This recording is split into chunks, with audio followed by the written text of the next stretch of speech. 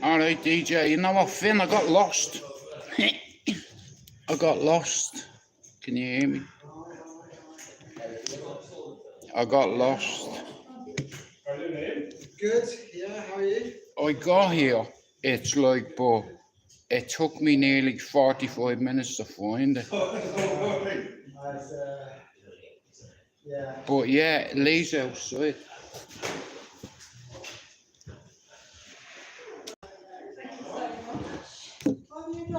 Look, he's over there. Look how handsome Lee is looking over there. Look at him. You both got the same. Bad man. No, I mine's snipped on the side. I didn't have to spend like that. My guy's over there. You builder. He's a tall fucker, isn't he? Ha!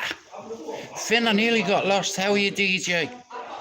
I nearly got lost. In fact, I did get lost. Someone put it in the fucking Google Maps and I still got lost, you know? I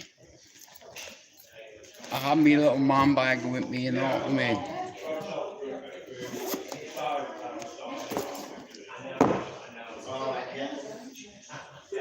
There's my copy there. You know, like I said, it's just like a little cafe, you know what I mean? Very shout out to the LGBT community, you know. I'm just having a cup of tea, mate. How are you, Fable? But like I said, right, you know, I walked past it twice. You know, on the map, it was saying the other side of the building, and I walked around the other side of the building, and I was like, I'm fucking lost. You know, but what here? Like I said, I don't know. I'm just here. I don't know how it's going. Like, you know what I mean? It's like, but it's just like I'm in a little cafe at the minute having a sneaky cup of tea. Normally I'm at home doing me live at this time, you know, but regardless, I had to show up tonight, you know, because at the end of the day, Lee showed up for me. You hear what I'm saying? It'd be just like Finn, or Jay, or Jono, or Jordan, or Lena, or Pablo. If they had a book and there was a thing for it in Manchester, I'd go. Because they're part of the community, do you understand? Like, they're good people.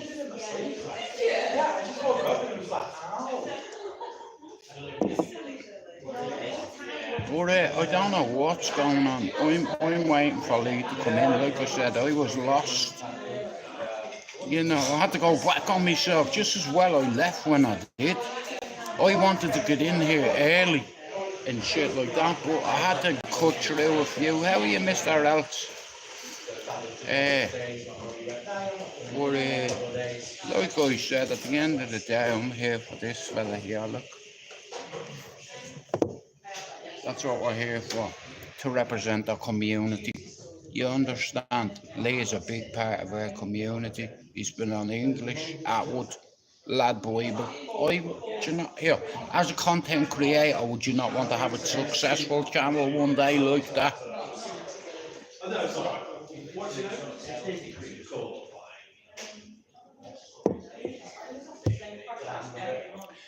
But like I said, this guy has helped me overcome something that I've been terrified to do over years.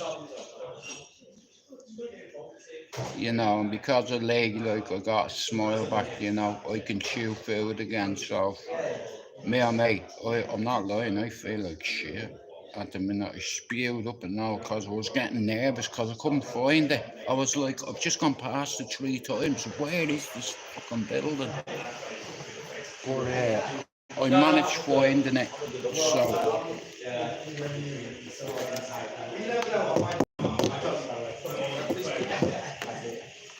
yeah, look, tape around his body. Ow. So it's like, they went to the doctor, it's like, yeah, heavy strain all the way down. So, yay, ow. Nah, Finn, listen to me. I do it for you. You know what I mean? If you were the book bro, I'd fucking do it for you too. You know, it's like I've always wanted to represent the Irish community on YouTube, and now I have a fucking chance to do it. And mate, yeah, and I need a couple of people to help me. I'm just going off what I'm told. I'm just there to help and represent my friend. Thanks, mate. Yeah. My missus thinks I'm a little bit handsome now. She just can't. It's very hard, you know, when you're having a cuddle and a kiss with your missus and you've got new teeth, you know what I mean? She's always sticking that lizard tongue down your throat. You know? And I'm worried. I'm worried that when I'm kissing her, like, me teeth are gonna go like that, or I can't even pull them out. Yeah, and then it's get it, and then but like I said, Lee helped me get past something that I was afraid to face, being getting my teeth taken out. I was terrified. I was like, what if I can't eat? What am I gonna do? I'll waste away. And I'm finding a way to eat. I'm managing it. I can't wear me bottom straight because I have a fucking bit of bone sticking here, and every time I do it, fucking. Here's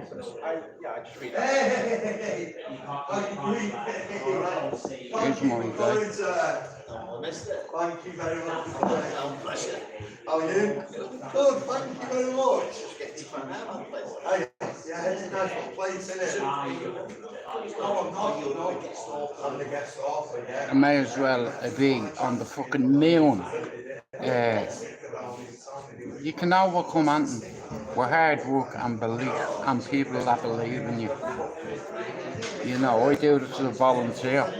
I've volunteered my services in 7 years on here for free. You know, because of testing times in my life, you know. I've lost an army of people. I've lost my mother, my father, brother, sister, aunties, uncles, cousins. Oh, the one where he said in your lap. Yeah. No, we took coffee off the menu. Because he said there's no calorific value.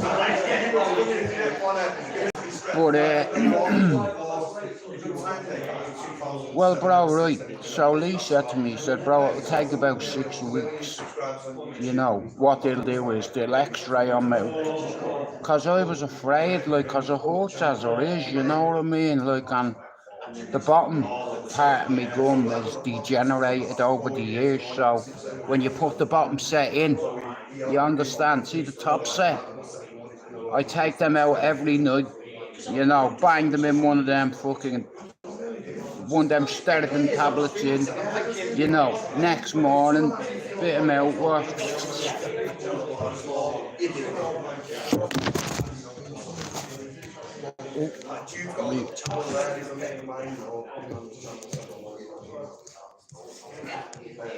On the right, in the white, he's a book, right? 4 books. I've just got them to kind of. Bro, listen, like I said, I'm just here, you know what I mean? It's like, you know, like if Finn was to write a book, or Jordan, or Jono, or Jay, or Lena, or Pablo, I'd buy it. You know, because I'm that kind of person, and I don't like freebies either. Everyone likes a freebie, but here, I could have come in here for free. I said, I want to buy me ticket, mate. Anyway, like I said, I'm here for my G. There's a big long car. You there, look. There he is. You're very smart today. I'm not used to seeing you in your chill out today. I'm going to say you never get caught.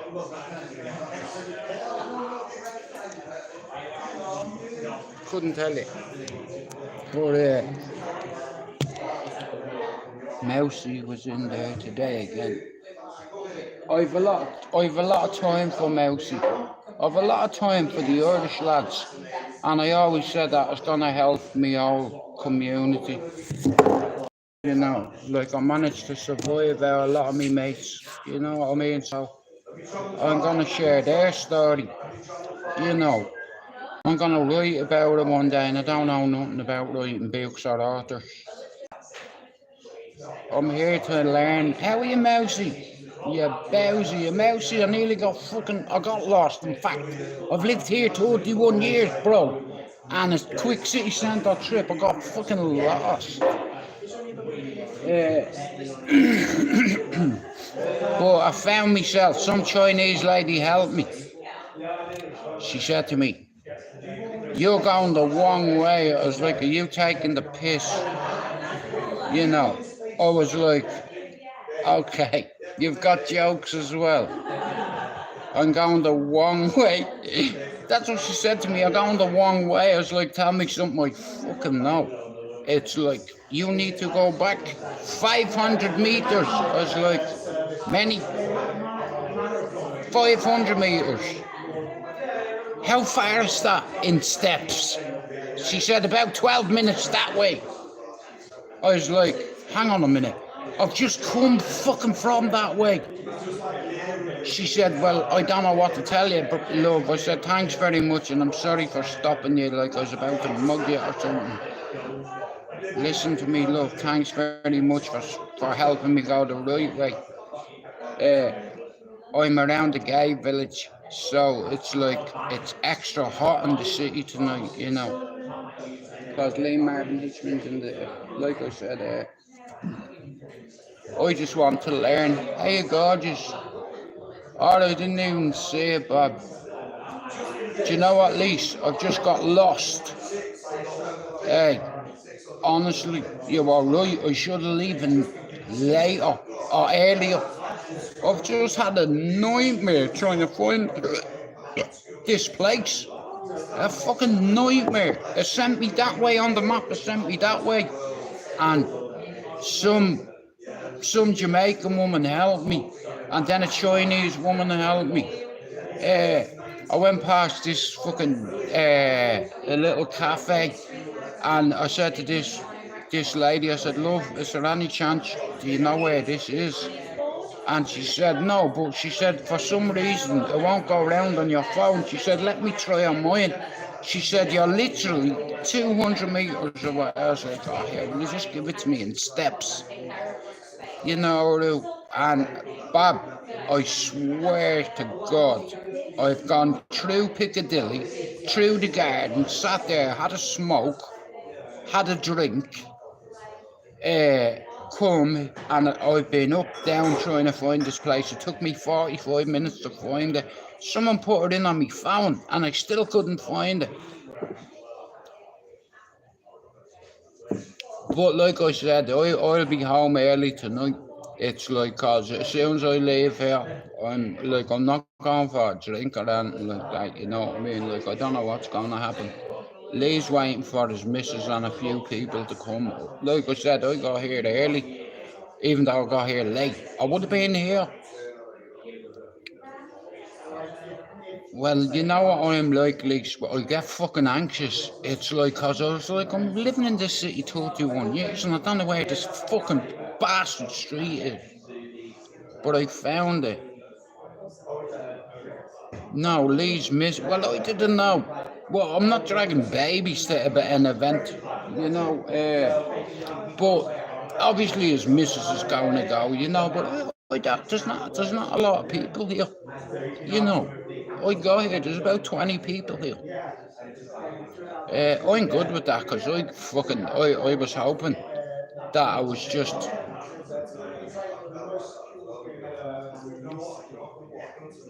But I'm around the gay village. I was in and out of the gay village. Like I said, I wasn't to know. Yeah, but you know what I mean. I'm not gonna bring you. I'm not gonna bring the kids. You know, but there will be others here. One day you'll come to mine. Yeah, and I'm gonna write a story that'll blow you out of the water. I've saved things, and I've saved a lot of photographs as well from me past. A real jeez. See, anybody can say you did this, you hung around with that person. Have you got photographs and videos? Have you? Ha.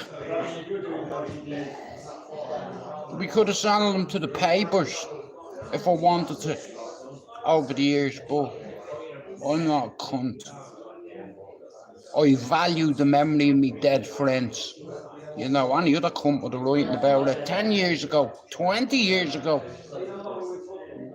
But everything is about timing. Timing. Yeah, baby, you smell lovely. I put some of Mark's. How are you, Steve?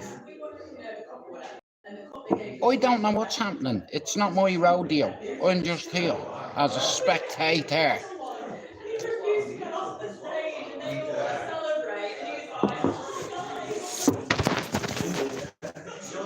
So, I borrowed Mark's bag. Well, I said, bro, can I borrow your bag? He said, yeah. I said, look, can tell everybody that's my bag when it's not. No, it's not my bag. I borrowed it off my brother. So I can stick me little book in here like this, look. Oh, you're gonna wait till I come home for something to eat?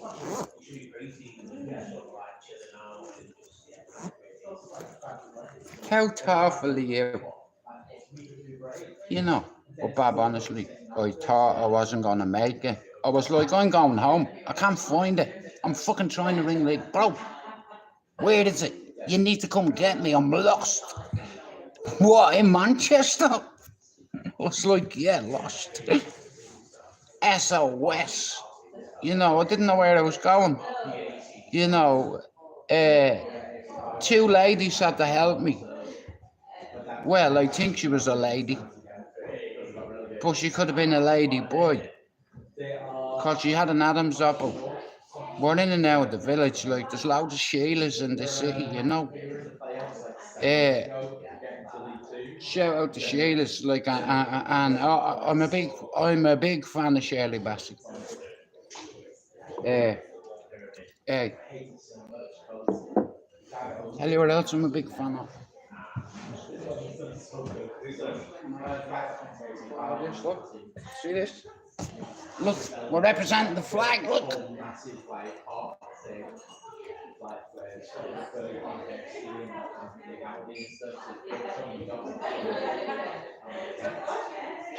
No, this you fuck, I'm taken. Sorry. It's like, let me put this back on.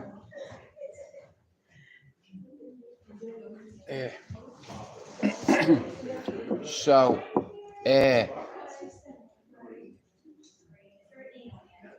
I tell you what, the village is brilliant.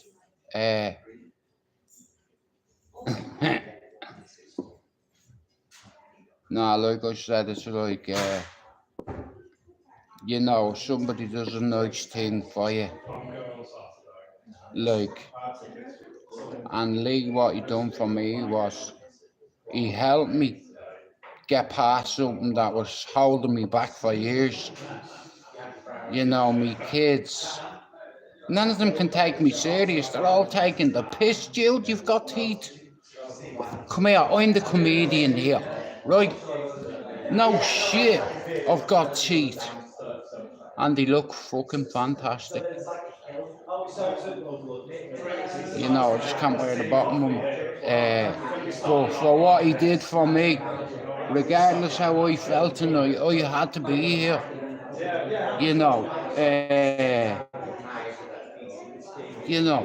like Lisa, you know how hard that was for me to do. You know, but once someone believes in you, that's all it takes, you know, is one kind gesture. You know, like, Lee is very humble and he's got humility, do you understand? Like, he's compassionate and he said to me, bro, I'm gonna help you. I said, why? What are you helping me for? He said, because, bro, look what you're doing for the community. You're bringing people together, bro. And what are people doing for you, Jude? Fuck off. Sorry. That's what he said to me. You know what I mean? Action speaks louder than words. And Lee's actions have helped me, look. You know. So, I'm a grateful person, and with gratitude, optimism is sustainable. You know, like, I know nothing about writing books, but, you know, like, to be able to say I come from Cherry Orchard and I'm a norther. You know, I've gone through all that nonsense and darkness, and I'm going to write about it because there's a light at the end of the tunnel. You know, something positive has come out of so many negatives. You know, and shout out to Black Beauty as well. Hey. Yeah. As long as my missus loves me and my children love me, that's all I give a fuck about. You know.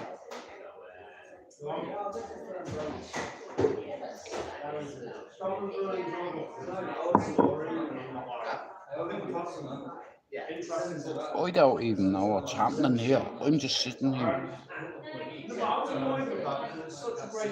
Still do tea, do it like I do. How are you, Spencer? Like, there's loads of pleasantries over there. Like, there's like food and all. Like not loads of food, but there's a little. You know what I mean? It's like, I'm just hoping Video Craig doesn't walk in here, because I'll fucking swear down you. I'll get an RKO.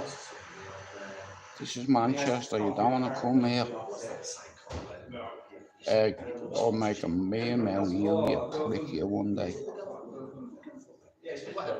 I didn't like your joke. You told about a murdered child. Because you always wanted to be famous, didn't you? Remember that joke you told on stage? I'll never let you forget that, because you're not more wank on me. Anybody that makes a joke out of a murdered child,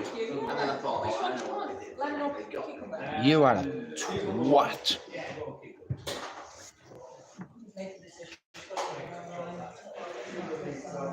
Anyway, Spencer, how's the form? Who you going? I know who Spencer's going to say, but who you going with, Usyk or Dubois? I'm going to go with Usyk. I don't think there's any heavyweight alive can beat him right now. You know, and I reckon Usyk will retire undefeated.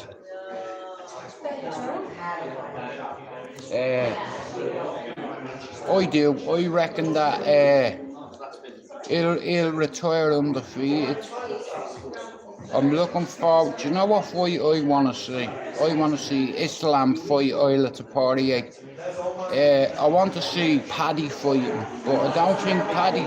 Don't get me wrong, it'll be a super fight, a super money fight, but I don't think Paddy has earned that fight yet. Maybe his next one, if he gets through it, put him in with someone like Justin Gaethje or fucking Dustin Poirier. You know, his last fight is going to be against Max Holloway. That's going to be a fucking firecracker.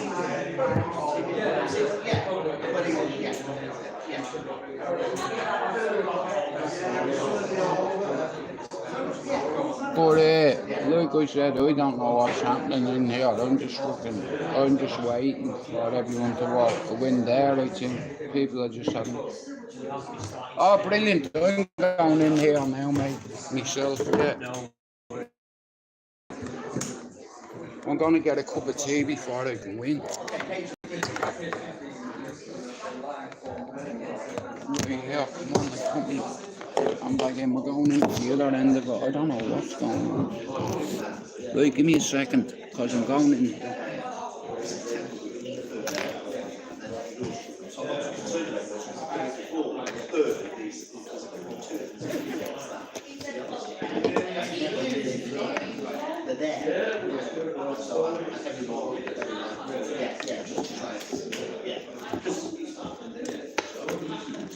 What the fuck is it?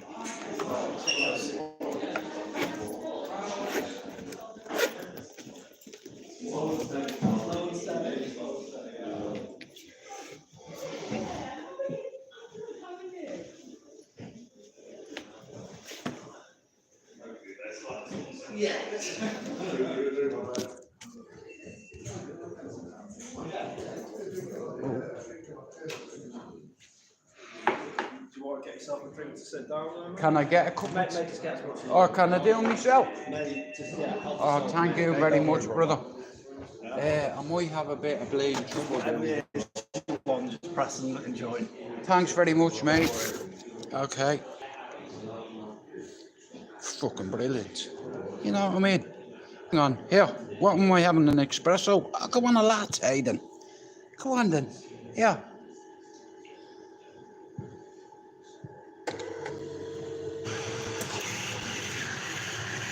Yes. Latte. Go on then. An out latte here. Oh, smells lovely that.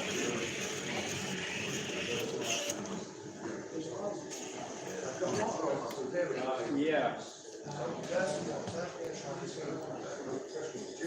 Yes, big dog. Oh yeah. Oh, you come! Of course I fucking Oh, I do. fucking love you. When I saw your pictures of my father and your baby's voice, you are him. That's why I love you. Oh. Yeah, that's Lee's Mrs. Say hello, Kira. Hi. There's- Love our Jude today. Love him. Yeah, my husband's right there. How you Look. doing, everyone? Love it. Like and subscribe to his channel, guys. He's up and coming. Oh. He's one to be mixed. Yeah, well, here, we'll catch up down, buddy. We'll fucking go in here. Thank you.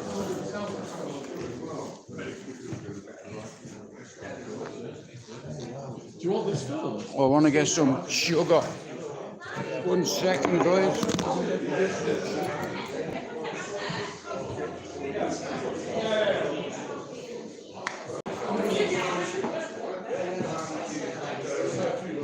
Yeah, I have to get a fucking straw in me latte. Where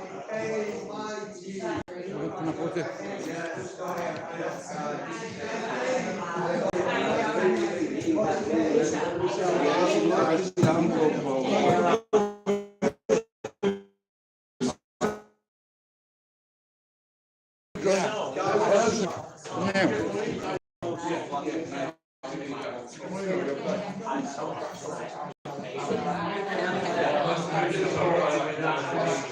I don't know what's happening,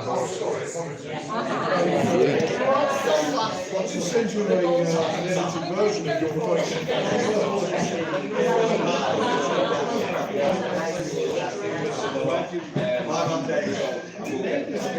That's it.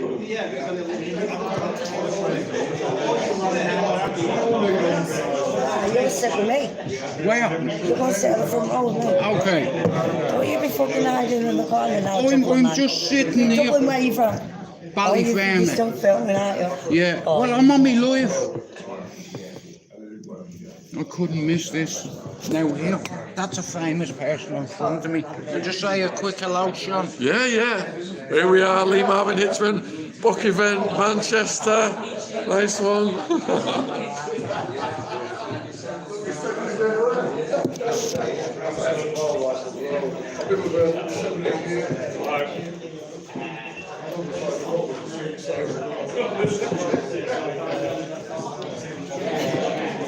You see, I have a plan.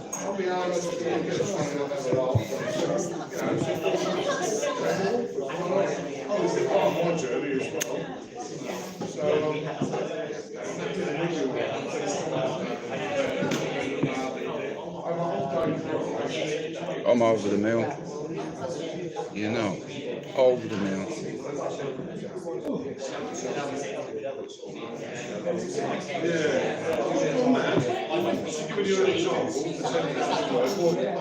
Told you, you have to put the effort in now. Okay, there you go, just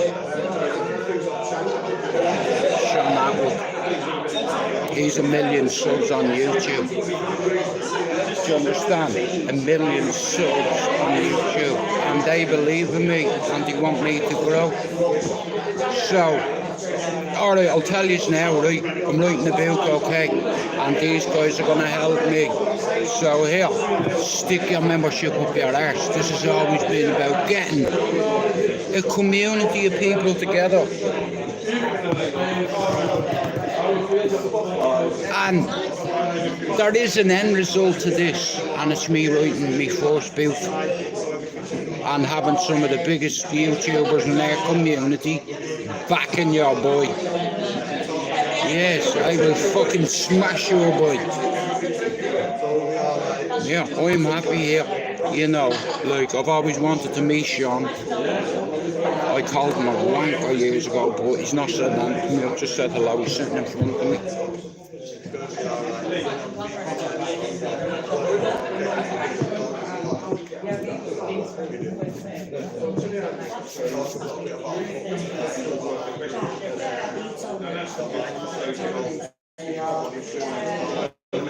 Yeah. Like I said, at the end of the day, I wouldn't have missed this tonight because I know what this little one appointment is going to do for my YouTube career, me TikTok career. I'm going to write a book or two. I have everything I need in my life right now. I have love, I have family, I have teeth, and self-belief. You see, I'm noble, I'm humble, and I always believed in myself. He should be here. I'm just waiting, bro. Like I said, I'm over the moon. You know what I mean? Because one day I'll go on Sean Atwood's channel and tell the world about where I grew up and what I witnessed and what I didn't witness, and about every tough guy that me and Spencer know. You know, hey, Jude doesn't finish things. Jude always repeats himself. Jude's a fucking sausage. We'll see who's a sausage when I write a book. Sorry. I'm an ex-criminal and a crime writer from London. I've come up here tonight to support Marvin in his journey, and hopefully give some pointers to other people if they want to talk to me afterwards about their journeys. That's absolutely fine. I'm here for that. I've read Marvin's book. I've got to say, it's very, very brave. It's outstanding, really. I mean, for someone to put their heart on the line like that and really get it out there, it's so authentic, which is why I'm here, because I love it. Authenticity is part of the journey, right? Especially when you're writing about true crime. When I personally, at the moment, I write about crime fiction, which is based on some of my own journeys, so I sort of turned it into fiction. But I would recommend looking at Marvin's book. It's a terrific example of life in Manchester in those days. And I said, I repeat, a very, very brave analysis of your life. And on that, I can leave you to it. Just say welcome to everybody. Yeah. Thank you everyone for coming. I really appreciate everyone there and the time to talk to tonight. Yeah, and we'll get right into it and let's get talking about things. Yeah. Looking forward to it. Thank you. Right, thank you. So there's going to be a few spoilers in this. So if you haven't read the book, there's going to be a few spoilers. I just say. I'll try and keep them to the minimum though. Yeah, we'll try and keep them to a minimum. So move things around the garage. Yeah. So the first sentence in your book and the first chapter, I don't think I'll ever forget it in terms of how powerful it was. It starts off with I was born in distress. Obviously, the title of your book is Born in Prison. So can you just sort of take us to the beginning, to where your story started? Yeah, sure. So my story started exactly that, being born in distress. I found myself later in life banging my head repeatedly off a pillow.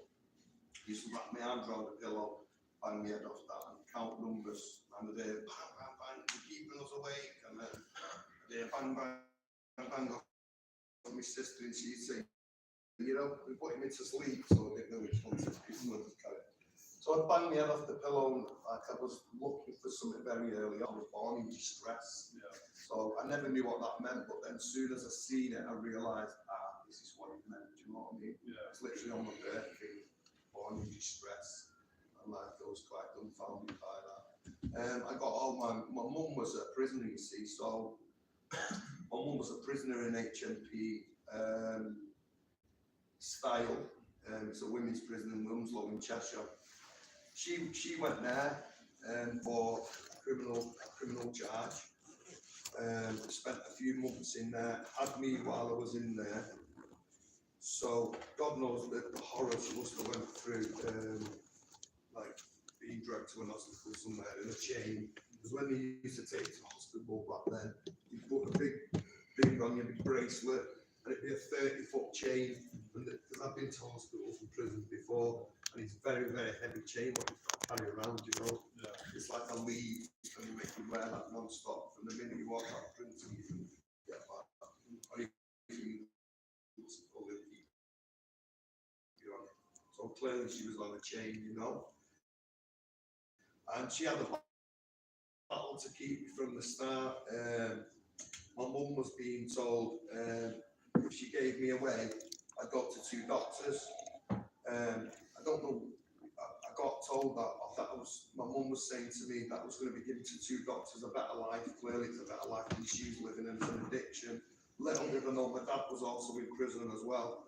I found out later on life my dad was in prison as well, so I was born in distress because of the 2 addicts what, you know, conceived me. Yeah. So, and then you were adopted to a Welsh lady and a Jamaican. That's right, yeah. Jamaican A Welsh lady and a Jamaican man. The Welsh woman was very, very nice, but the Jamaican man was very, very strict. He didn't know any other way to, he didn't know any way to raise me, you know, he just used the belt and the bamboo cane. He was just quite a very angry man, you know. But we managed to live with that and live with his rage. But what was funny is he never hit my mum, you know, my adoptive mum. It was just the young guns, you know, he'd come home sometimes in a fit of rage and beat me on the step. Yeah. Like we had a small little tiny pool table, snooker table. I remember him beating me on that one time. I remember many years later, me in jail and my mate Jamie Hampton, who's dead now, we went, oh man, I remember when your dad levied you on that step when we was playing snooker, you know, and it made me feel quite a way, you know. And also the neighbour who my dad had recently, it's like my adopted dad has now passed away. But my neighbour who we had recently, his earliest memory of anything is me being beat. He said to us one day quite randomly to me in the park, and he said, oh, I remember my first ever memory of you being beaten and running, me running to my mum's crying because you've been beaten. That was his first ever. Yeah, and talking of first memories, you also have a very funny bit in the book where you say that you still remember your first memory with your mum. I still, in some weird way, I don't know how I can describe it, but I can still feel that last time my mum held me in her arms. It's somewhere in my brain, somewhere in there. And I can feel being in my mum's arms and the energy and the teardrops. I don't know why I think I can remember that. I used to take a lot of hallucinogens when I was younger. I used to get this reoccurring nursery rhyme. So I used to take more hallucinogens to try and get to this nursery rhyme because I thought there was a connection to my mum. So yeah, I used to do that a lot when I was a kid. And it was Ancoats that you grew up in. What was childhood like then? Ancoats was a funny old place back then, and there was a lot of empty houses, a lot of buildings, factories, a lot of working factories, a lot of mills and stuff, making stuff. There was a few printing factories as well, so there was one making scratch and stickers, scratch and sniff. And we all took great delight in burgling it. You know, all the older boys, for as long as I can remember, everyone used to burgle the Straxton State factory or out of state. You know, so it's just a thing where we used to find them all over the floor every few weeks, you know, where some of them broke. So Ancoats was quite a different than it is now, you know, it's so multi-million pounds. It was just Sorry, fuck. all the mills was empty.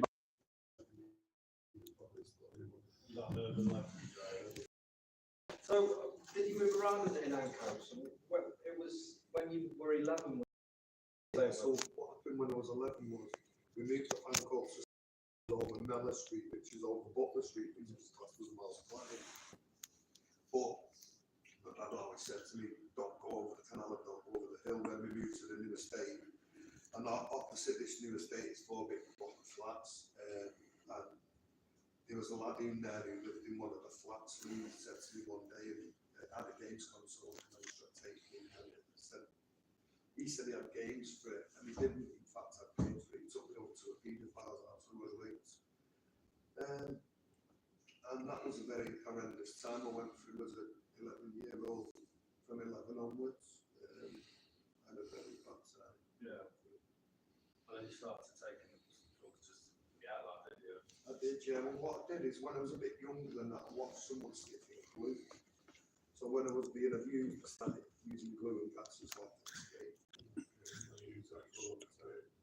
And I was destructive in school, I was playing up, I was wagging school, I wasn't concentrating. I mean, even once I got punched off a teacher in the forehead and left a ring imprinted in the forehead. That's how much I played up in school. I was very, very unconcentrated. But I mean, it's not surprising given everything that's going on. But you have that. Well, they're like social workers like there are today, because like now social workers be all over. There's not such thing as a social worker. I've never ever seen, like I was adopted and I've never ever seen social services come to that house to see me once. And my dad said to me that the police come round once to tell me to stop beating one of our cousins in inverted commas. My dad was disciplining another family member's friend's daughter. Right. He was beating her, and she remembers it to this day, being beat off my dad. That's one of she don't be near him now, she's not funny how it beat me when I was a kid, you know. And my dad said to me one day, it's funny, when I remember the police coming to my house and telling me to stop beating this girl, I don't want to say her name, you know, stop beating her. I was like, wow, Dad, really, you got away with that years ago, and you know, you did back then, you know, there's no such thing as being abused or paedophiles or anything like that. There's no such thing. I didn't know what a paedophile was. And what was happening to me is I couldn't put it into words, because the man came round to my mum and dad's house and became a family friend. He used to pick me up in his van, come round, say hello to my mum and dad, and literally just take me out of his van, take me down somewhere to go do a delivery, and you know, abuse me in his van, and drop me off at home. You know what I mean? Yeah. It become the norm just to take that. You know, I didn't want to be different anyway. And you saw other kids as well. I did, yeah. I seen other kids going in his house as well. What kind of, it really concerned me, because what was funny was the caretaker of the whole block of flats lived right opposite this guy. I mean, as wide as that TV was, this side to that side, the doors. So he lived this door. The caretaker lived that door. The paedophile lived this door. And Jeff, the caretaker, used to come out there every day, mopping the floors. And I used to go up in the school uniform, going up in the flats, and he just looked at me and just not say anything to me. And I think, you're not putting some words what that's happening to me. I'm a young boy in a school uniform going into a pedophile's house, but nothing ever got said. I mean, it's no surprise that you wouldn't pay attention at school and you'd be disruptive when you with that going on. So when was it? I was going into the 6th centre as well. I was down around the beat area a lot. Found comfort in the prostitutes. Remember one of them one day, I was very young, and she said to me like, don't be robbing girls and that, you get a bad name, and I'll never forget her saying that to me. I mean, it's stuck. Yeah, I mean, we'll come back because you've got some interesting stories from your time with prostitutes. I think there's a lot as well from a psychology point of view, I think, like about why you sort of hung around. It makes sense, doesn't it? Solace in people who had child trauma with. what you were saying, and everything that's holding a mirror. And I think there was also what comes across in the book was that you wanted to try to save each other, but you couldn't. Yeah, it was mad, yeah. And I got that all the way through with me. And we used to save our friends. I remember my mate, we was hanging around the coach area. And my mate was a little blonde guy and he was up to my shoulders. He went to the toilet with him screaming, help! And we all ran into these toilets and these two men had got hold of it, they let go obviously. We was trying to get out these two men and the police was coming and got the men and put them in the van and drove off. It was incredible. He didn't say nothing to what he was doing or anything. This kid was just screaming. Yeah. So, one big part of your story then is the addiction. And this sort of all started early on, and it was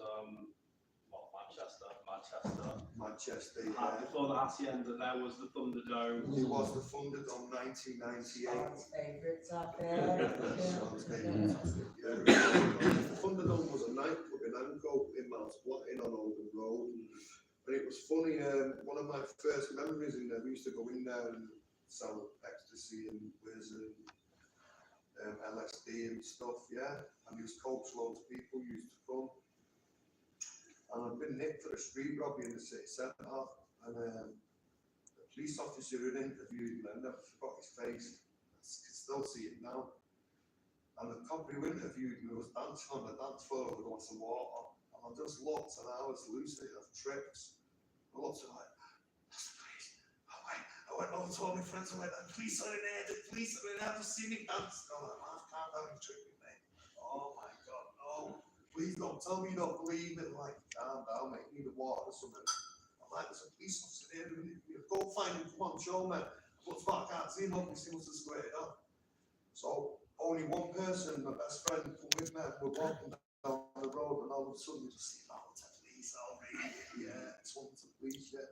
So that means, that getting raided, it caused a bit of a clampdown on the rave scene, you know, Manchester was like, we was like classed as criminals, like dancing on cars and on roofs and going to sail water park off, dancing on a motorway, we was classed as like these crazy criminals, weren't we? It was the worst thing could happen to society at the time, it was crazy, you know, the rave scene, it was classed as like these, what do you call it, anti-crime people. Anti-government, wasn't it? Yeah. Anti-society. I remember, I mean, I've shown my age here, but I remember those adverts in the newspapers when they say, here's a drug addict, it's a terrorist. It was like, chill out, bro. You know what I mean? It's taking some pills, allegedly. So yeah. It was looked at very bad one. I think Leah Betts, I think she was one of the girls who died.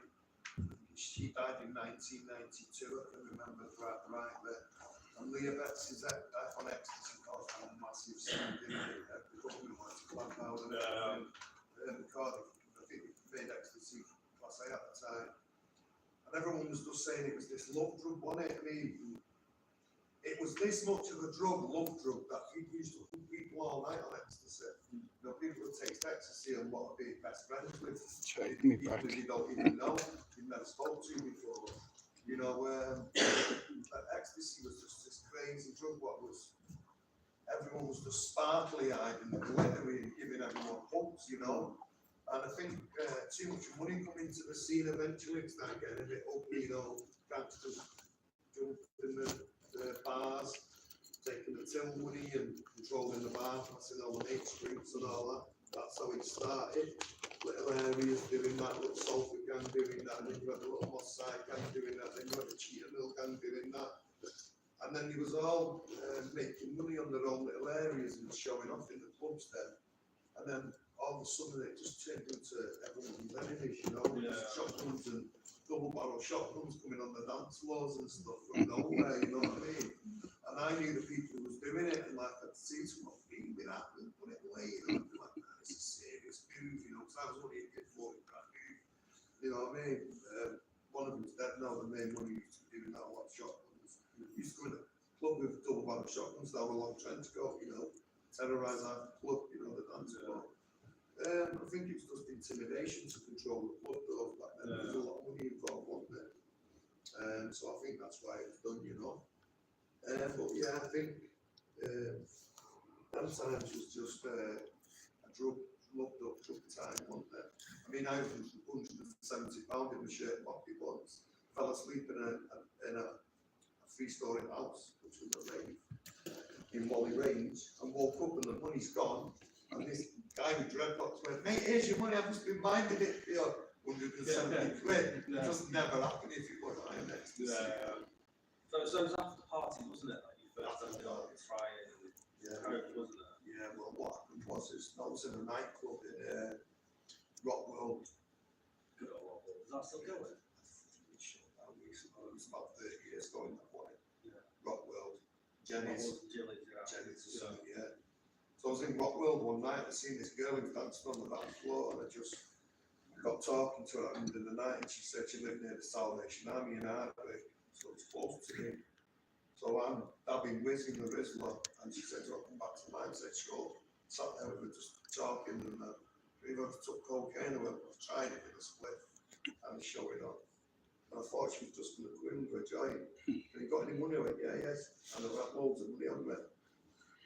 And then she went, give us 40 quid. So I passed the 40 quid, she went off with it. Met a guy in the kitchen. He came in with like a glass like this with foil on it, with crack on it. I went, just sucked on that. And without thinking of doing anything else, I just sucked on his pipe. I held it in and I thought, I'm going to be addicted to that. Did you know instantly? Yeah. Immediately, yeah. I knew I was going to be addicted straight away.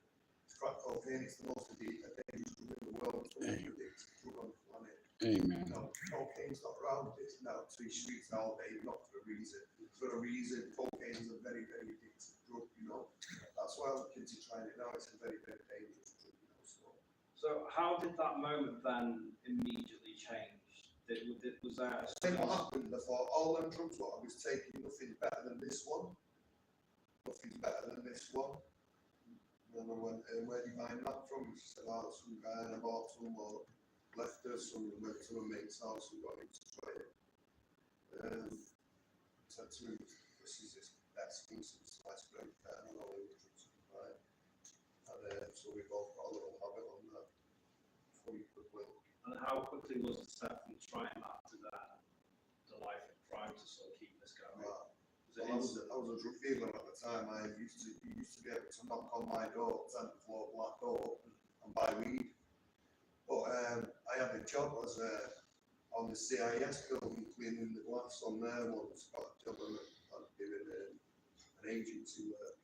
That was I only got that job, and then my sister said to me, she could get me a job in a factory which was on New Release. I got me from there.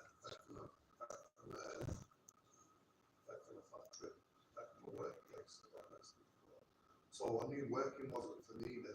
So I knew drug dealing was the way forward. I didn't go any other way. You know, I had people knocking on my door just buying drugs off me, so I just thought that was the normal thing to do. Right.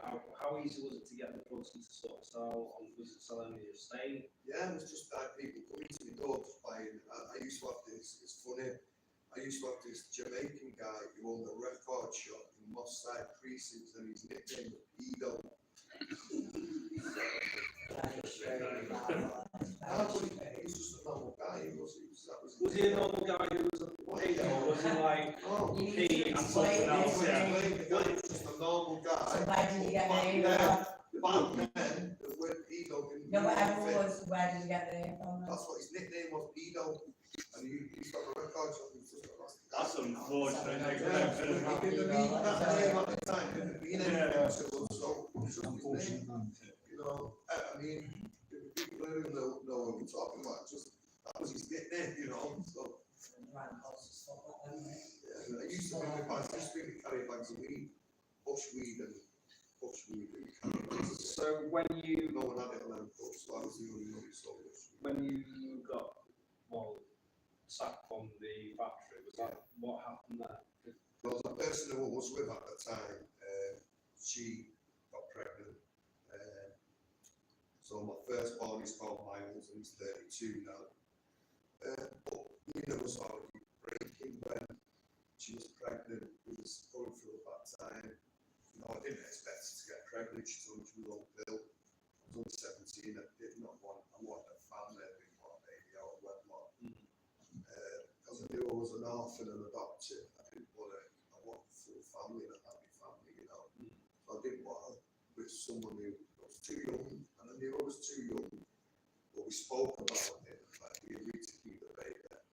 Well, I was an addict by then. I got addicted to crack when she was pregnant. And how old were you at this point? 17. Rolling into 18, I got addicted to crack cocaine, yeah. And I was just buying it every day, selling weed and buying it every day. At first, you couldn't buy it, there was nowhere to buy it from. You could only buy it in one place where you could drive and go and get it. There was a kid on our estate who sold it, and he turned his phone off at 9 o'clock at night. That's how new crack cocaine was. He turned his phone off at 9 o'clock, you couldn't buy it again. So you have to travel for it, you know. Where did you have to travel to for it? You know where, you know, I don't need to say, yeah, the usual place. I'd have to go down there for it, and it was quite dangerous, so a lot of the times I was the one who'd go and get it, you know what I mean? Yeah.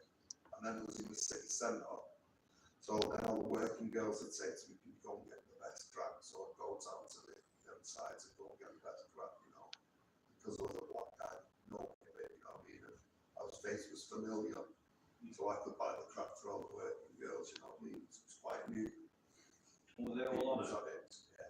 Alcohol, heroin, crack. Yeah, so my addiction got worse there. So, were you dealing and full-time So working and girls, sometimes I was getting like 10 pieces of rock, put into 10 pieces and selling to the working girl, giving them a smoke and then giving them money, and then I was going to my side for it. So I was smoking them first and then smoking them all night, you know, like in the evenings and stuff like that. But I was doing robbers as well. Like some of the girls was vulnerable, man. I didn't like them. Some of the girls didn't want this, it just pained me in my heart, you know what I mean? And I said to them, let's just rob the money and just get the money and send to the police.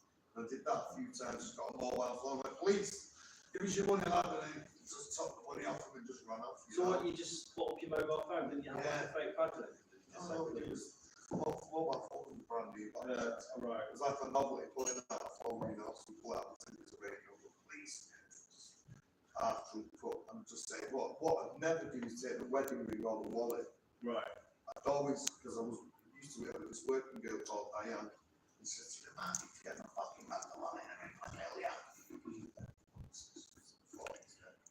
And so I made sure I never robbed the ring and the ring and the wallet. And the reason why is because she said to me, what are the plans going to do when he goes home, his wedding ring's missing and his wallet? You can't rob them, you know what I mean? And I learned not to take them. So I just take a few quid out of the pocket and give them the money and help them in the taxi at the time. Yeah. You know, get them a black cab so they can get robbed of someone else in town. Thoughtful. At least you've been thoughtful. Yeah, I'll be thoughtful, yeah. I was a helpful person. So helpful robber. Yeah, I was, yeah. Yeah. I got nicked for robbery when I was 13. Was that the first time? First time, yeah. My mate got up to someone showing off, took a signet ring off them. And I mean, if you got a signet, you give me a signet, I got nicked. Right, let's go do it for robbery. Yeah. So then, talking of robbery, talk to us about like when you first went to prison then. What were the circumstances leading up to that? Because that is a significant part of your life. You say that you spent more time. Yeah, prison was an horrendous place. When I first went to prison, I walked in and there was just a bed frame and a piss bucket, a yellow stained piss bucket. And I walked in, I went, boss, where's my mattress? He went, mate, you're going to have to go and grab one in a bit. Let's wait 3 hours till association, no shower. Let's go and ask the cleaners, like, do they have one of your mattresses from under your bed, mate? You know, he's got 3 mattresses on his bed living nice and I'm making no mattress. But because of, you know what I mean, some kids wouldn't do it, you know, it was a struggle.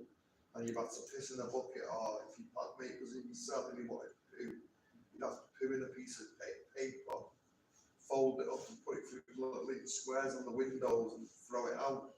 Because that happened all summer, all the cells would keep doing that. The smell of weed. Like being out the window, pooing in paper. In the summertime, the smell was just horrendous. But that's all you had you living, you know. Because you was a young offender, you used to have to make your bed as well.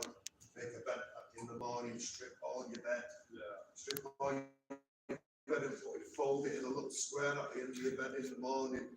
You used to have a shave as well. You couldn't watch this, you didn't have a TV, you'd watch a movie on a Saturday afternoon for an hour and a half, and that was that. But how old were you when you first started? 20 when I first went to prison. It was a shock to me, you know, it was a very, very scary experience. And I vowed never ever to touch crack again. All the way through that sentence, I swore I'd never take it again. And we discharged money. The minute I got money in my hand, I was, because I've had no help. It was just like I was in a time warp.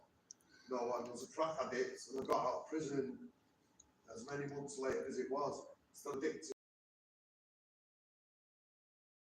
Yeah, I mean, we're going to talk about this in the second bit about reform and how to actually get prisoners to not fall back into the wagon of addiction. But it's very interesting with your addiction that it seems to have stopped when you made a connection. And it seems like a lot of people say that, but we'll get back to that in a second. So, coming out of prison, how quickly were you on the coke? Straight away. Taking the discharge money, yeah. But straight back into the swing of things, looking fresh, you know, with a lot of weight on and stuff. And especially addicted to crack, you know. Because I used that as like a crutch. It was my crutch, it was what I used to cover everything else up, you know what I mean? Yeah. I used it as my wife, my mistress, my everything, you know, it was my cover, it was my walk when I was cold in the night, you know. It was my best mate when I had it in my pocket, you know, while I was smoking the crack. And there's quite a few stories of you sort of hanging out with prostitutes and you sort of run games with them. And as I mentioned before, there seems to be this congruency within the book that you were looking for someone who was broken or understood childhood trauma subconsciously, and you wanted to just be around them. Yeah, and then just comfort, yeah. Yeah, it was a comfort, familiarity in that, that mirror up to you. It was indeed, yeah, because I always thought, because I was picked, I always thought, well, you pick things off trees, you know, and there was these blackberry bushes near me, and you know blackberries burst, don't you? I picked them, burst them, and I picked off something, where's my like main tree, you know what I mean? And like, you know, it was a very tough time back then, you know, trying to think about the family, trying to digest it, but I couldn't think about it, it made me upset, just thinking about my birth family, you know, just trying to think of what wasn't where I come from. It made me highly upset, so I try not to think about it, you know. So I never told anyone when I was growing up that I was adopted or these wasn't my birth family. I just kept it to myself, you know. Yeah, I mean, Since the abuse, I kept that as me to myself. yeah, I mean, just like reading your stuff, I mean, I think it's quite obvious that you would end up being on that because it was a comfort, wasn't it? Someone once told me, like, with addiction and with coke, you borrow from tomorrow's happiness. And that debt has to come back and be paid sooner or later. And it feels like there are those moments when you keep saying, right, I'm going to do it, I'm going to do it. It was many times. Too hard to because it was in front of you all the time. Too nice, that's why. Yeah. It's too comforting in one blanket, like you say. Yeah, it's an extremely addictive substance that if you try it once, it's very hard to let go of. It plunges you into a very deep depression. So, like, I always say it like this: if you sniff coke once a week, or you like it on a weekend, or you like it every couple of weeks, just imagine that speeded up where you want it every 5 minutes. Just imagine, like, you think, oh, fancy a coke on a Saturday night. I like coke. I like having it on the weekend. I won't mind having it next Saturday. You wait all week for that patient. You're quite patient to wait. Just imagine if you can't wait, you can only wait 5 minutes. That's what you've got to imagine. That's how addictive it is, and the strength. And they're very, very difficult to not do it. Like literally, you'd scream your house down like for it. You know, you look for it, you search for it on the floor. Like people smoking and they'd be picking on the floor and looking around, and they end up picking the face. And you know, I've seen it all. You know, I've seen the worst of the worst. You know. Yeah, there's a story as well about you losing it in the snow. Lost it in the snow. But you found it, didn't you? I did. That was awful. That was awful. It was remorseful, wasn't it? I got loads of newspaper and burn it and let the snow melt, and that's how I found it. That's what I'm saying. That was awful. All the newspaper in the snow searching. It's funny now. It's really funny now, but it's resourceful. Yeah, it was. Yeah, and the only reason why I say my life is complete was in coped up watching football, looking out the window, I was cold, paranoid. I was at the window, you look down and see me. I've been in freezing now. I would have died that night, yeah, quite easily. I would have just froze in the snow. And that's like the power of that drug that you just Yeah. don't know what's Oh, going yeah. on. Yeah, it was only because, look, if I didn't have someone who cared about me, or someone who I thought I needed to go home to, I would have just stayed out and done that 24/7. The only reason I'm here talking to you is because I have somewhere to hold on to. You know, like you're holding on to a ledge. You go in a building, you go to the ledge. You're holding on to the ledge, don't you? That's what I was doing. I was literally holding on to the ledge. So I had somewhere because I was holding on to that ledge. And some people let go of that and they're in the street 24/7, and that's when you don't survive. And that's why 70–80% of the friends who I used to roll or hang around with are not here anymore. Not here anymore. I mean, even from 10 years ago, the scene in Manchester has changed beyond belief. I mean, I think it's one person now who's about from back then 10 years ago, you know, who used to let on to me all the time and that to my partner. They're gone. All of the people are gone now. They're not around anymore. Yeah, I mean, They're in the droves. we'll talk about Manchester and how it changed, how it's massively changed, because we've spoken about that We quite a have bit, haven't we? spoke about it a lot. Yeah. So the prostitutes that you used to hang around with, there was Diane, Joanne. Yeah. Are they still? Chantal, the one who was being abused off her uncle and her dad. Yeah. Horrendous That was story. a horrendous story that she didn't say anything because she wanted to keep Crazy, the wasn't family it? together. Crazy, wasn't it? Yeah. She lived, I tell you what, she lived near that alongside, what's it called, that big concert hall. Lived in the shadow of Co-op that. line? Apollo, yeah. Apollo. Art right. Yeah, she lived in the shadow of the Apollo. And when I met her, I'll never forget, she said to me, Mark, don't get angry what you see in the house. I looked, she went, I don't get angry in the house. And I walked in, and the dad in the room were really, don't talk to me, just leave me alone, I'm going in my bedroom. She slammed the door, this big bolt was on the back of the door. I went, Chantal, we got that one far. So the bolt was in her room, so no one could get it. Right. Nailed it to the door. Yeah. And she went, well, your dad and uncle will be using it. It's like, what? My uncle comes in. My uncle comes in and abuses me when I'm drunk. And she went, don't please, Mark, don't go in there and say nothing. Why is it my family's all gone? They're all gone. You know, she will not punt us, you do punt us. She do punt us. And I remember May from my side going in her house. I'm sat downstairs. And this guy, he's dead now. It's called Morris, and he was a bit of a monster, Morris, to girls. And she said, she come down the stairs and went, Marv, he wants me to finger, do something what I don't want to do. And I need him out, rapid now. What would do? I do the electric wood, you know, the black wood. And I just thought, fuck it, I'm doing it. It's night time, just pulled it out. What's going on in? She went, you better get out, someone's going to rob your house, I think something's happening. And he just ran out in his boxer shorts, ran out down the street. That was the only thing I could do. Again, I think we need to comment on how resourceful you are. Initiative though, like there's a lot of characters in your book that you talked about. Yeah. Right, this is the canal pusher. You know when you started talking about Black Way, I know. I was like, is this It's like funny, the you prelude know. of the canal pusher? It's funny, you know, because I know with the canal, I know a mate of mine was convicted for a manslaughter, pushing people in the canal. Yeah. I went to school with him, yeah. 50 bodies. 50. And he was convicted for a manslaughter for the canal pushing. When was that?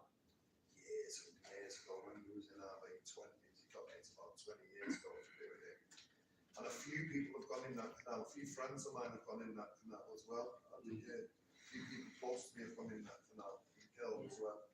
They say it's quite drug overdose. They say it's drug overdose. Someone's also, it's like a family member, who's in the area, so they say and he was seen to be drunk in a pub and he's tippled over and fell in a shower. But it's very convenient, 5 hours before that I actually pay out, and there was a load of drug addicts who cuckooed his house in that meantime. So he did the compensation and walked down the car and he went in and found in all in his pockets.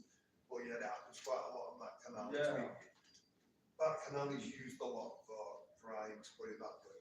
And Black Wayne, he. Black Wayne, yeah, the sea Wayne, yeah. He used to do robberies under the canal bridge here, the Hacienda. Yeah. Crazy guy. And I used to smoke with him there 3 times. And I did say to him before he pulled the knife at me once, "Mate, you can't rob down there, man, it's bangers." And he's like, "Nah, it's sweet, man." And he pulled the knife on me once going down the canal, couldn't see. I pitched darkness. Give me your shit. And I went, I jumped back and I went, "Wait, is that you?" And he went, "Marv, is that you?" And I went, "Kenny, fuck you, me alright. What you doing?" He went, "Oh, I'm so sorry, man, I'm sorry. Lost his glasses or something. I couldn't see without his glasses on. I was reading the Black Wayne bit and I thought, is this like the prelude of the Canal Pusher? And That's what he was hoping for. no, I was just like, this sounds like the beginning of it. I Yeah. was speaking to my sister and she goes, "Why do they call him Black Wayne?" I was like, "Well, because his name's probably Wayne and he's black." Yeah. Do you know what I mean? Yeah, I did call him Black Wayne because he's very. You know White Wayne, That's why. As predictable as it sounds, that's why he said He's that. Black Wayne to me, yeah.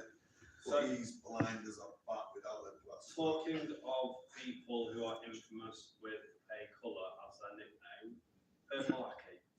Yeah, I know him as well. Do you know him as well? Yes, he lets on He to like- when I see Are him. you from Manchester? If you Comes don't through know who Manchester a hell of a Malaki lot. is, You know, like literally, He are you comes through from Manchester a lot. He's Yeah, always no, got it's- carry a bag in his hand, and Yeah, like last time I saw him, he had an Aldi bag. yeah. But then, like, a few months later, my mate saw him with a Waitrose bag. I've seen him. Going up Bro's as well. going up in the world, I've seen didn't him he? holding people. Listen, Get them YouTube views. A kid from called Francis from Wythenshawe. There's 2 Francis in Wythenshawe.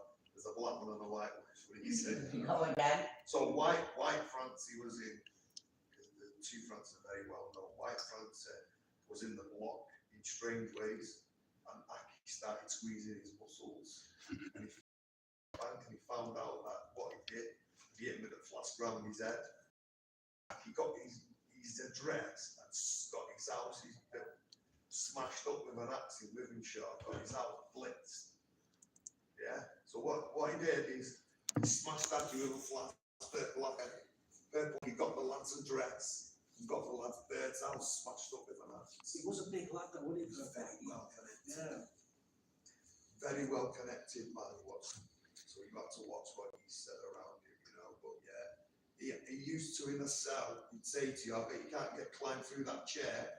I'll give you an ounce of burn." Apparently this is how he used to get the boys in the chairs and rape them. Oh, it's a great interview. Oh yeah, not messed about. He is a serious predator. I mean, I remember him being in for bullying Wigan Rugby League Football Club players outside there all day. One of them he fancied and he was all over him. He wouldn't leave him alone, he got locked up for it. He was like. And there was a story that he used to put people in chairs. Yeah. Just don't know how true it is, do you? No. But he was like growing up, he was like the boogeyman, like, don't do that, her black is going to get you. Like, that's what he used to be said in Liverpool. Yeah, then he started coming to Manchester quite a bit. Manchester quite a bit, yeah. But he won a big case against the police in the Yeah, harassment.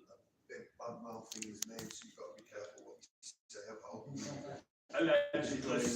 Allegedly. Yeah. Well, like English is my third language, so I don't know what I'm saying. That's my excuse anyway. Yeah. Purple wacky, yeah, purple wacky. So we talked about you being really resourceful, but you have a bit of an issue with attics, don't you? You always get caught in attics. Attic, yeah, you know, yeah. Cash in the attic. Oh my God, yeah, that's a good Marvin in the attic. So talk to us a bit about your not so being lucky in attics. Yes, I deserved to get caught for this one anyway, because it was an heroic thing to do. And there was a fella who used to trade in antique collectibles, cards and postcards and records and ornaments and this and that. And he had an house in Longside, right in the Buff area, Langford Avenue, Gangster area, area. And he had these big fern trees up, and he'd been in and out, and some working girl had said to me, "That house is packed full of stuff." She did business with it. She said the house was back. And there was a board already took off the back kitchen window where someone had been in, and The board had already been hanging up, so I pulled the board off and squeezed in. And there was a guy in town who used to buy the stuff, buy a box of stolen stuff. I just go in, just pick a box of stuff up and take it down. And he started saying, I give you 200 quid for a box. So I went down with this lad, being greedy, went upstairs, told the lad, don't put the light on downstairs, which he did. First thing he did, put the light on, grabbed 2 boxes, he ran out. We are trying to be smart looking for postcards. Deservedly, the police come. I've got in the attic, I'm lying there in the attic, please don't, please don't, please don't, please don't. Hey, you lying down there? Wake me fucking head up, you have to see. Were you closing your eyes thinking like if I close my eyes? Yeah, I think I I can't closed see my eyes, it. I can't see it. If I put my hand like this, it'll actually be I was lying barrier. there thinking if I close my fucking eyes tight, we won't see these 2 seconds. Went, oh, you bollock, where are you there? Oh my God. And then the next time you tried to hide in the attic, Really? you fell. Yeah, because I thought I heard him in that room and thought, if I stand on this board here, and I just went right through this piece of wood, it wasn't connected, it just slotted in and hit the board and fell right into the ceiling on a police officer having a look in the wardrobe. So, And all the ceiling collapsed on him. so if we're going to take anything from tonight, don't hide in attics. Don't hide in attics. Don't hide in attics, okay? It doesn't work, okay? From here, you've been in and out of prison then. And wasn't it coming to a point that prison was becoming, Tedious. well, home in a way? Oh, it was home to me from day one. It was home to me from day one. I knew I was born in prison, and I got that pin off from my parents very, very young. I don't know when I was told. I just knew I was born in prison. Do you feel in a way that there was some sort of self-fulfilling prophecy on that because you knew that and you had so much sort of rage and you were so curious about why that you just felt that you gravitated towards that lifestyle? Yeah, I felt like it was my own, tell you the truth. Sometimes I've got a stranger with all the screws have done me, like, here's Marv again. What are you back in for, Marv? And say, oh, fucking breaking into cars in town and be like, fuck you, you need to stop that game, you're not good at it, are you? He's the worst criminal going. I am the worst criminal going, honestly. I leave my hat. I get into a car and leave my hat in it. So there are some stories in your book where you just literally like, it's quite a cute criminal, so just like, oh, I just left my hat in there. Sometimes really like, don't do it, for fuck's sake, man, what have you done in it? Yeah. Oh, you follow that? No, You try living it? No, but you know what, there is one thing that does go, there are quite a few things that come across in the book that, Yeah. you know, having looked at quite a lot of podcasts like that you've been in, I don't feel comes across, you know, like you had a code and that there was a lot of empathy and that you had levels that you would never cross. There's levels to this, man. Yeah, I've never hit women and I've never bullied women and I've never taken money. I'd always try and do the best for people, whatever situation you was in. I'd always try my very best, you know. I mean, I remember seeing some extremely young girl, and she ran from a children's home and flagged the vice down and just went, mate, there's a girl on that street there who's just come from a children's home. I'd literally lay it on the line, you know what I mean? Because it's underage and I'd know, you know what I mean? I would make sure now I was go crossing the line. There's monsters out there, men who are monsters who see a girl and take them and whatever had happened, you know, God forbid, you've got to get them on all sorts and get them addicted to whatnot, and then they're on there because they what they have to be, you know, and I'd never want that, you know. And I've seen a lad who I hated passionately, who's got his sister on the game. And if you're walking past your sister while she's selling herself, something's wrong with you, you're not a nice person. And I wasn't prepared to see him with the person he was with, and I went, what are you doing? You better leave that girl alone. And I just, you know, gravitated towards that person and tried my best. Yeah, but there is a lot of that comes across within that. There was a code, and you know, you've got more lives than a cat. Yeah, definitely with that, but also the empathy. And interestingly, it was Ian Brown who inadvertently gave you a taste of what it's like to lose the most valuable thing you've well, ever had. it might not be valuable to the person stealing it, but to the person. So tell us firstly about when you were in prison with Ian Brown came on the wing for threatening to chop an airline stewardess in half after an argument. flight from America. His girlfriend and his kids lived in America. So he came on the wing and straight away everyone was like, mate, I bet you've took loads of drugs and I bet you've had this and I bet. And he went, mate, I don't take drugs. I've never took drugs in my life. The only thing I've ever tried is ayahuasca. That's what he said. And everyone was trying to get this big bad story out of him. He won't give you one, you know what I mean? He's very, very small, frail, tiny man, you know, very, very small man. Like, very small. And I just gravitated towards him straight. I made me and my mate Icy. My mate Icy was a burglar, but told him he was innocent, right? And the day Icy come out with a cardboard piece of paper saying Icy is innocent on it. And that's the he come out. So yeah, he believed Icy. Yeah, Icy used to speak to him through his window. So every day he'd get opened up and we'd just go and sit with him. And every day he'd strip his bed and he'd sit like in the lowest position on his bed with his legs open and he'd be drawing on the mattress, the actual material. And I said, Ian, keep doing that, bro. I'll grab that before you go. And he went, yeah, of course, man. And he wrote this big song on a piece of A2 paper about prison and see a book swinging on a line and this beautiful big like song he wrote and then signed it and all that. Yeah, 1999 I'm sure it was. So that's when I met him, 1999 or something.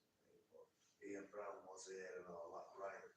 So he gave me this big massive A2 piece of paper and the cut out of his bed.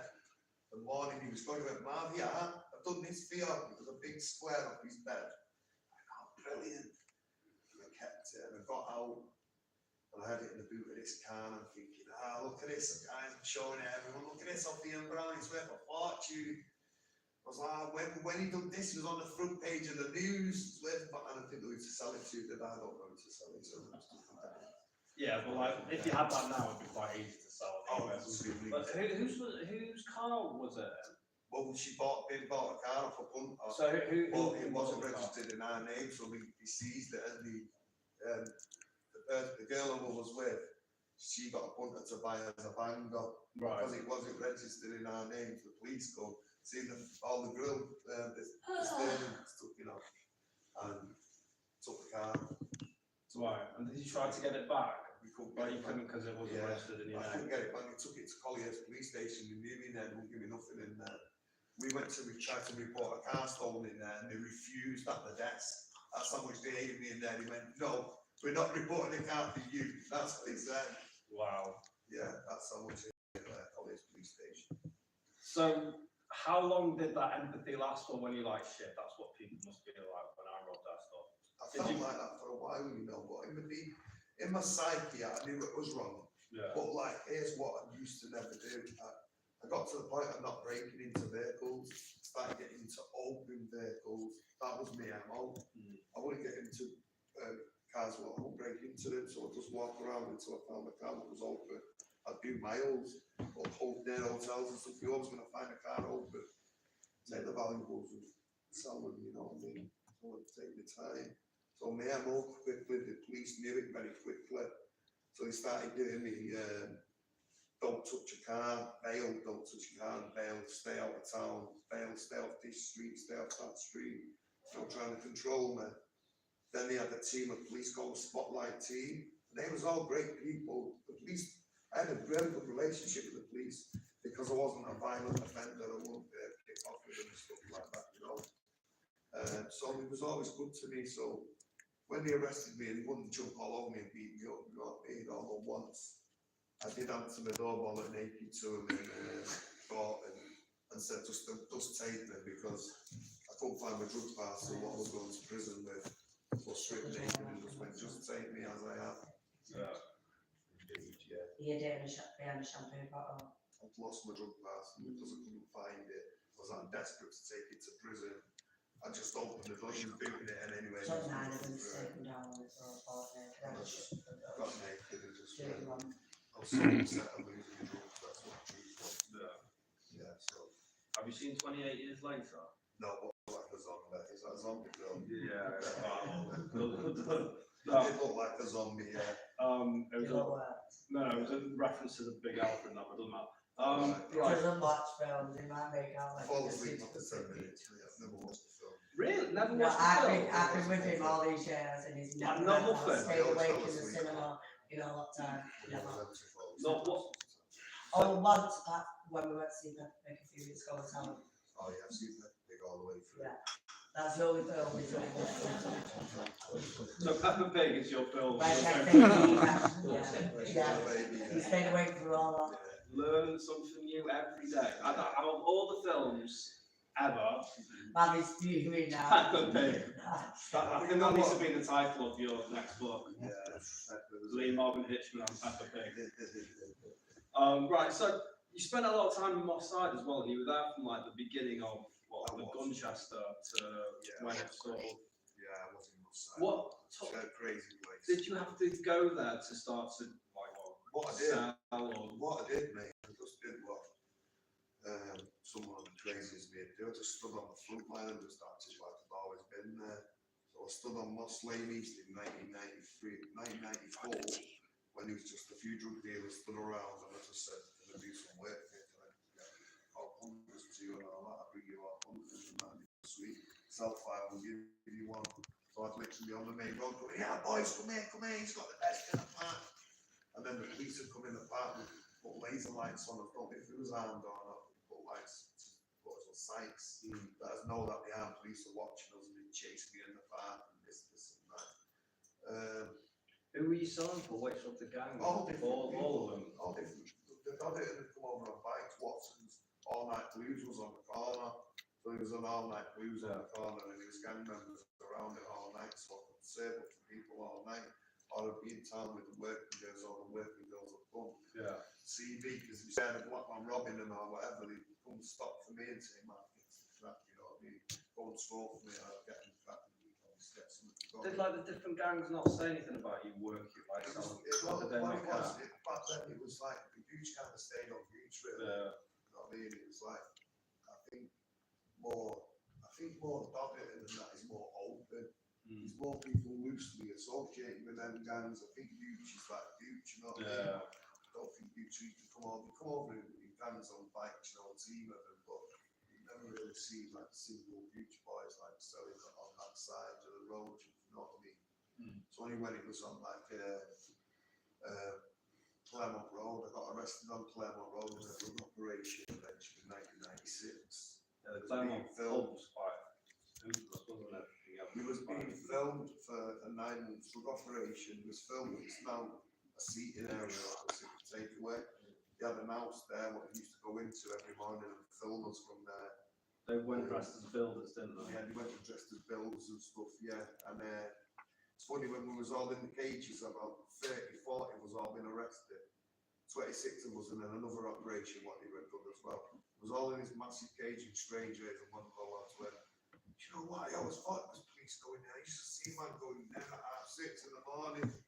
So we all, what did you do? And I threw eggs up there, innit? You fucking dickhead, you're telling us that now. After we're all locked up on a drug operation. But, you know, it was quite naive, wasn't it? It was crazy, man. It was just people selling on the road, and there was people coming from all over the country to buy drugs off people, you know, and I was just flagging them down saying, yeah, I've got the best. You know, if you're a drug addict, you want the best drugs, don't you? You don't want to take, you won't spend your money on shit quality, would you? Yeah. So I'd flag them down and say, he's got the best quality, you know what I mean? Say a nickname or suits them, and then ring the bell and be like, oh, is he there? Yeah, and say, yeah, he's on the back street. Get a customer and get them it that way, you know what I mean? You still So heavily people really used would, people would, yeah, I was still, of course I was using, yeah. There was a gang of us who was allowed to do that. You know, there was a couple of men who, with me, my friends who were still drug addicts to this day. They still do it to this day, is hanging around them streets and taking like bits of this and that of people, you know, but back then it was allowed to, you know, if you was a gang member and you kind of fell off and stuff like that, you was allowed to kind of walk around the streets and, you know, flag down customers and stuff and do a bit of robbery and a bit of robbing the customers and stuff like that. You know, it was allowed, you know what I mean? It wasn't frowned upon though, like there's no really stopping you. Yeah. People, you know, you get a guy going, no, don't rob them, man. I'm like, just be like, yeah, sweet. But people would frown upon it, but that's about it, you know what I mean? People could do much more back then. I mean, I remember on a Sunday afternoon, a Chinese guy come in a car and went, "So we £25 and give me the £25 and just turned away and walked to the takeaway like literally just blatantly telling them I robbed him. It was the biggest mistake of my life because he had another about 5 cars come and he was chasing me all around Moss Side, right? At first he come, I remember he jumped on his car, started trying to roundhouse kick me. This guy was going, "Martin, when you best go, you know, he's not fucking playing." And we're running around this car, and I think I dropped a tenner, and I kept the 15 quid, and I ran with the 15 quid. And I ran in the old swimming bathroom, and all of a sudden I heard these cars going past. Blowing round, and I had these 50 quid in my pocket, and I needed to buy a crack, and I went out to this Jamaican man. And I said to him, he said to me, "Man, you best watch, you know what they're coming round for you, they're coming round." And he had that car for about 3 hours going driving round and round. And I thought, this is going to stop. This life is just madness. There's a lot of moments though within 40 quid or 60 quid. We got off Southern, and the next morning, Mark get in the car. She said, "What's like here, man, knocking shots?" But the one who was on the main road, didn't he? But nice, that's our state. When my man wants to see, he was the head of the gang who wanted to see me. And he kind of knew me, and he always kind of familiar to him. But his son was just an up and coming kid then as well. Definitely. But I said to the man in the car, I said, "Bro, we're going to get shot." He went, "Nah, man, they're just going to beat you up in here, but don't start fighting back with the guy. Start fighting back with the guy, he's just been shot in the head." And I went round, terrified, scared, shit. And all these lads with masks on, and he was there with this crazy dog like this, on a piece of stuff anyway. And I went home to him, so started throwing punches at the way, started punching me. He's got this dog's on my legs there. He's coming up higher, it's up there. And I think that he snapped to the outside of it. And I thought to myself, "I've got to do something. If I don't scream, these guys are going to keep doing this, and keep doing it until they hear some noise, because they want to hear, I mean, some kind of pain, and I'm not in pain because I'm out of the cold, so I can't feel the dog biting me, or the beats." Next minute I start going, help! And he gave me a bit of a squeeze then, and then instead of walking away, I went back to the main man to try and apologise for some crazy reason. He put the dog on me again. But one of the lads, this lad who was there, who we used to smoke with, called Smalls, he got hold of the dog like this and was like, "No," like, he ran the dog kind of come off the entry into like an entry, come off the avenue, gone into this little entry, walking away now, and we fed the dog, someone go, "Get him." I thought, shit, this Smalls guy ran with the dog, got the dog and held it, go to the hospital. And I didn't go into the hospital, got his cuts everywhere, the legs, where the dog cheaped it to bits, you know. And I still didn't leave my side, stayed around. And I think I went to Wimbledon for that night and came back the next day. And at the time, the man them had this Lexus, 10 boys, and they went past me like this, whoosh. They were all looking, and I thought, shit, they're all looking at me now. I thought, what am I going to do here? And this guy was next to me on Mars, man, "What are you doing, man? What happened to you yesterday? Best go."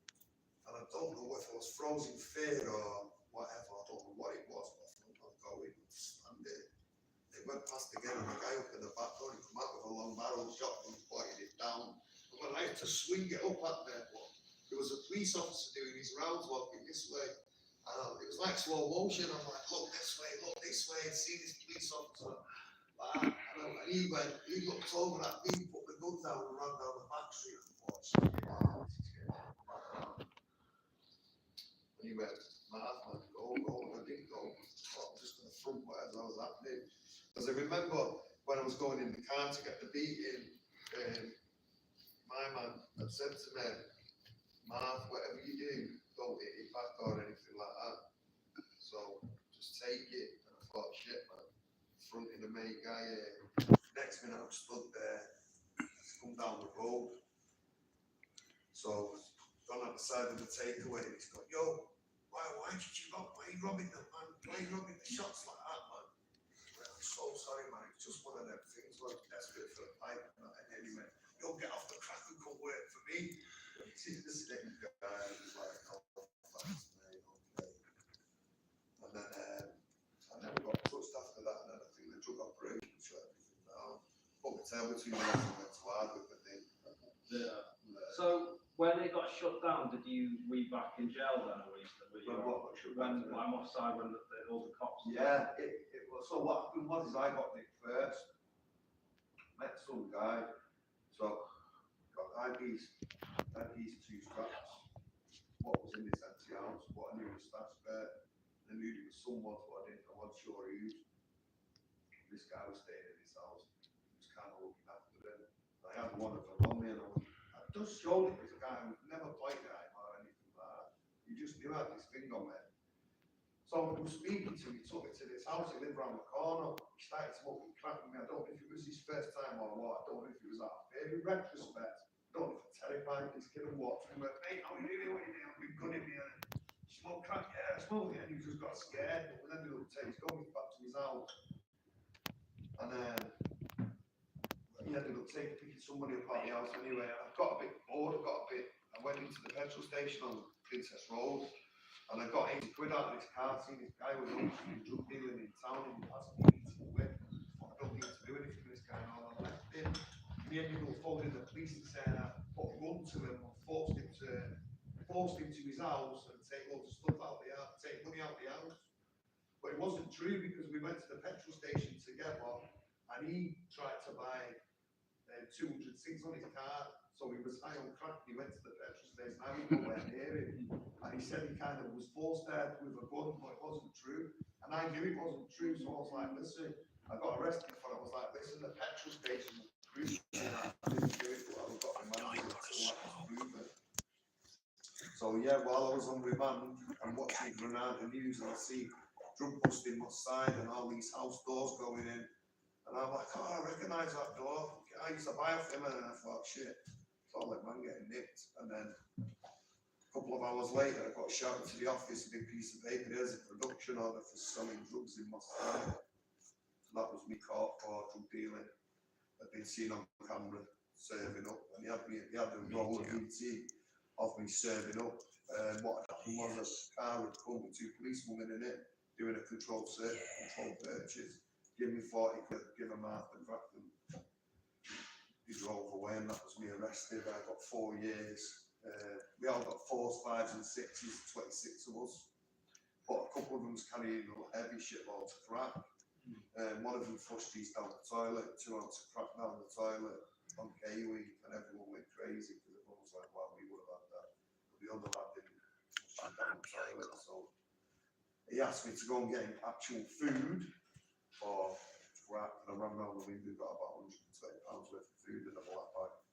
Went to court, give it in, and he went, I can't get a crack, you have to wait. And I thought, nah, man, this guy's on with my eyes now, it's like he's lying. I went, oh, you better not be lying. He went, no, he's got a crack down the ass. And he made me wait all day till he got it out of his head, so I smoked from the out of his asshole, yeah. Literally, yeah. Yeah, smoking crack out of his asshole. And were a lot of those the Moss Side sort of gang lot, were they put in the same prison? And were Yeah, we was all arrested. were they on the same wing? And we was on the same wing and on the same landings, yeah. Was there lots of kick-offs with like the... Well, they separate the gangs, don't they? Yeah. They separate them. And one of the main lads on the wing once, I was locked up and he went mad. It's like 10 to 7, he went mad. Cause make a scene, I got you off the phone to this girl. And me, I got a wooden chair and started banging it, going, it's a riot, let's join in, go everyone. Some fucking school was listening up there, and all of a sudden a riot bell went. I'm like, what's that mean? Cause that? I thought, shit, put me behind the door. The lad, I think, played the snooker or something. I'm sure that was you know what caused that. He went, nah, you be sweet, man, you be sweet. And I was on a visit the next day for a while, so did I make the visit? No, I didn't.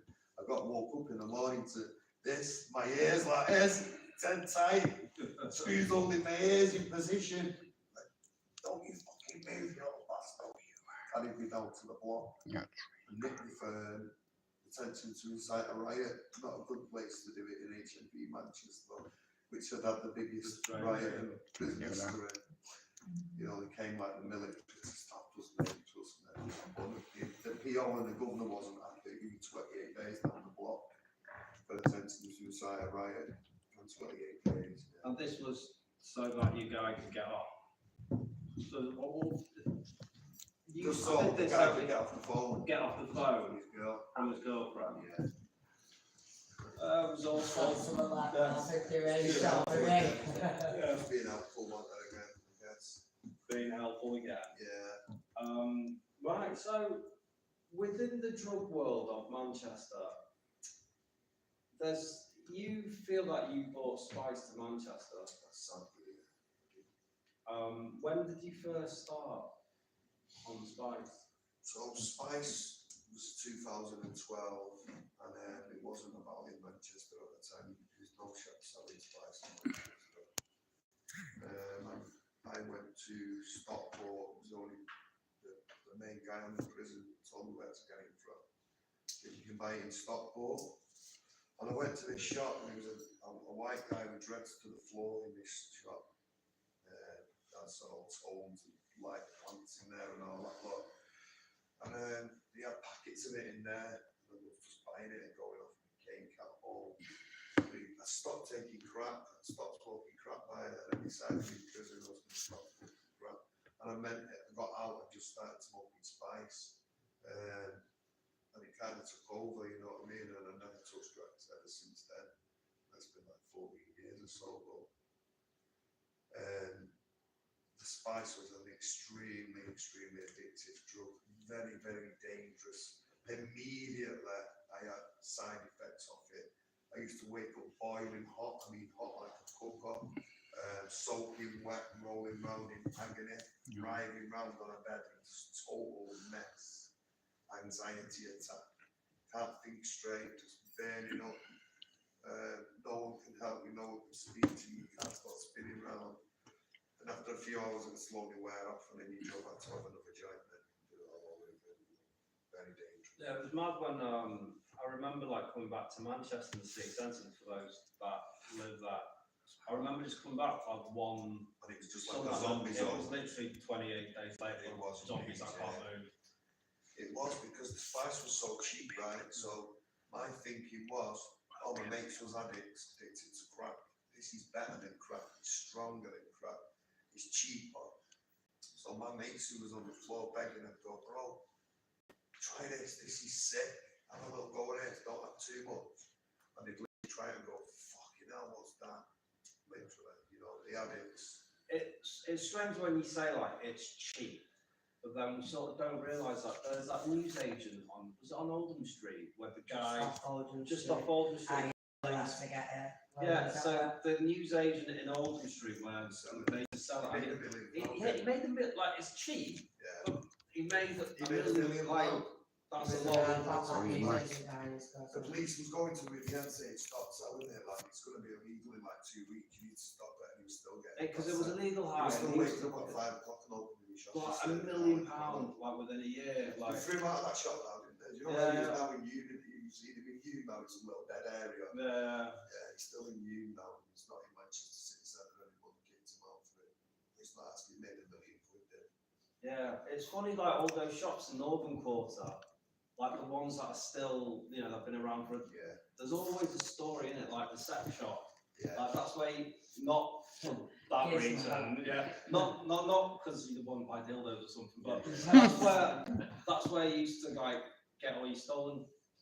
Yeah, Sell no. out the stolen stuff. So yeah, like the sex shop and just near what's the road The sex called? shop was the Tip Street. Yeah, just around, well, yeah, Tip Street. Yeah, he was the biggest buyer of stolen goods. Yeah, so in Manchester. I remember like back in the day, like my cousin saying that you can get like Eclipse stuff like certain jackets and stuff Oh, yeah. from him. Yeah. But that's it. All those shops have got a story, haven't they? They have indeed, yeah. I mean, I remember breaking into the sex shop, right, and getting a big tray of porn and running up the road and then thinking, what the fuck am I going to do this? Who's going to buy all this, right? So I ran back to the shop. The van was still there, thank God. I went in, I went, mate, I've just seen some lad with this up the road, and clearly it's yours. Fucking, I would have seen it was me, would have passed me, big fellas, big fucking bulky fellas, all in the shop. Like, what do you mean, who was it? Take us up. I went, nah, he's gone, lad. He was just a little chunky lad. I took him off. Give me 40 quid. What was it? You were back that day, but yeah, I got back once being in some lad's car about, so mooching on a Saturday night, his doors was open in a VW Golf. I opened the door and sat in it next to me. I just kept banging, rabbit pushed off this bouncer. He's going, what are you fucking doing in my car? You robbing my car? And he's dragged me out and he's dragged me over to the bouncer. Phone the police, and this bouncer knew me. But nah, don't phone the police, let it go. He got me released off the guy. I suppose it was pretty much second nature though for you to look at car doors, and obviously they had the lock. Catches. Not like the automatic stuff. So Yeah, that was like, probably now you can't do it now, but yeah, back then you could.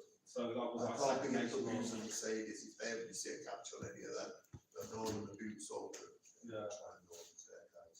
There you go, learning something new today, people. But yeah, Don't hide in attics, catches, there you go.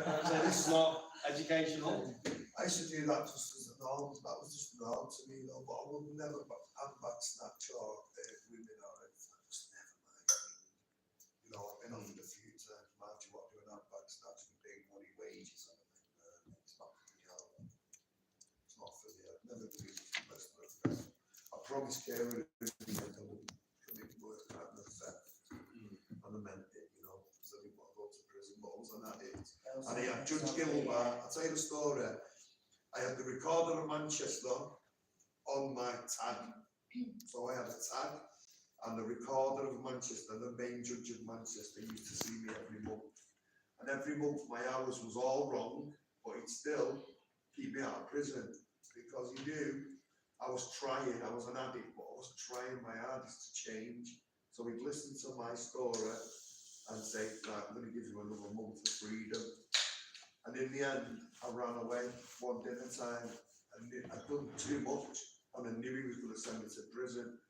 And I had a piece of crack on me, and I went, I can't do it. I can't go back to prison today. I ran. Dinner time, smoked off, and he's looking for me. Man, he's there. He'll fucking let me down, he has. And in the end, he could have been 2 years. And he gave me 4 months, I think. The starting minimum was 2 years. Yeah, could have been 2 years. He gave me 4 months. Because he knew my struggle. Judge Gilbert would rest his soul.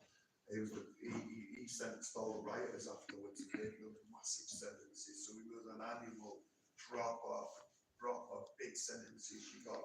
You know what I mean? He meant his job, you know, so. Why do you think he had that soft spot for you? I mean, you say that he saw that he wanted to get off He it. did, he saw what to change. I was on a tag, and I kept breaking the tag because the tag times were just these insane times.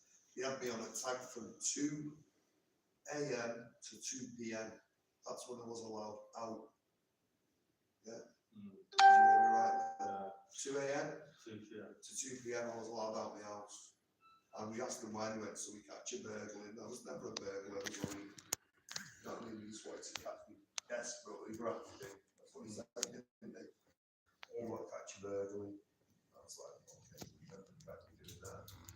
And curfew was to make my brain fail, I think. On purpose, that you are. Yeah. That was the exact word, to set you up to fail. Yeah, but the judge seen it like, seen the madness in it, I think, and had a bit of sympathy for them. Seen I was trying, you know what I mean? Seen that the crimes wasn't no. When did your addiction start to turn around? What would it? It was a lot, and there was a few key points. I'll credit, there's nothing like a good woman behind you to make a change, I think. Amen to that. And when did you meet Kira then?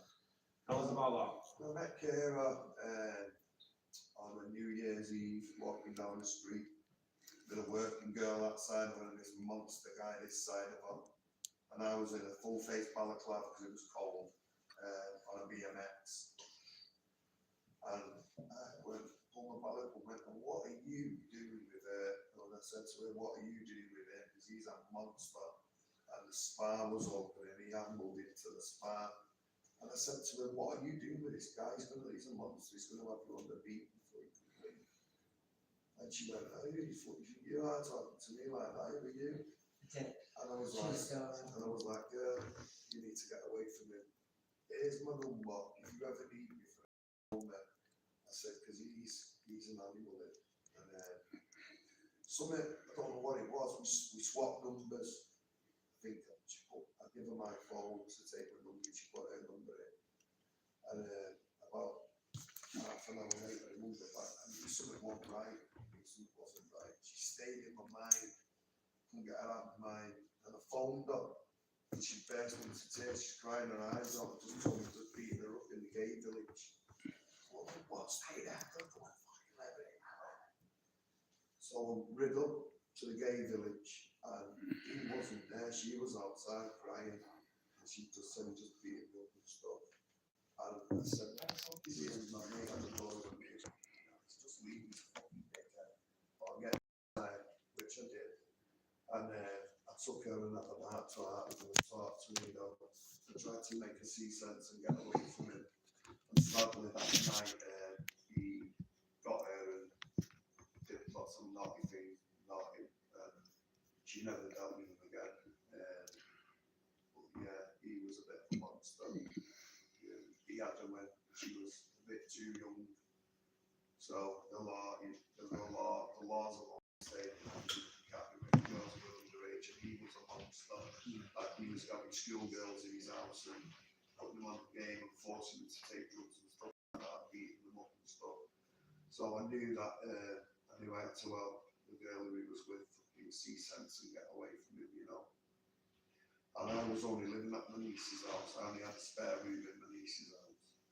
So I said to my niece first, got this girl who I just met. She went, nah, you know, I have no fucking smackhead crackheads in my house. And I went, nah, she's not on the game or anything. She's not like that. I said, she's not on drugs at all. She's just got to need somewhere to stay.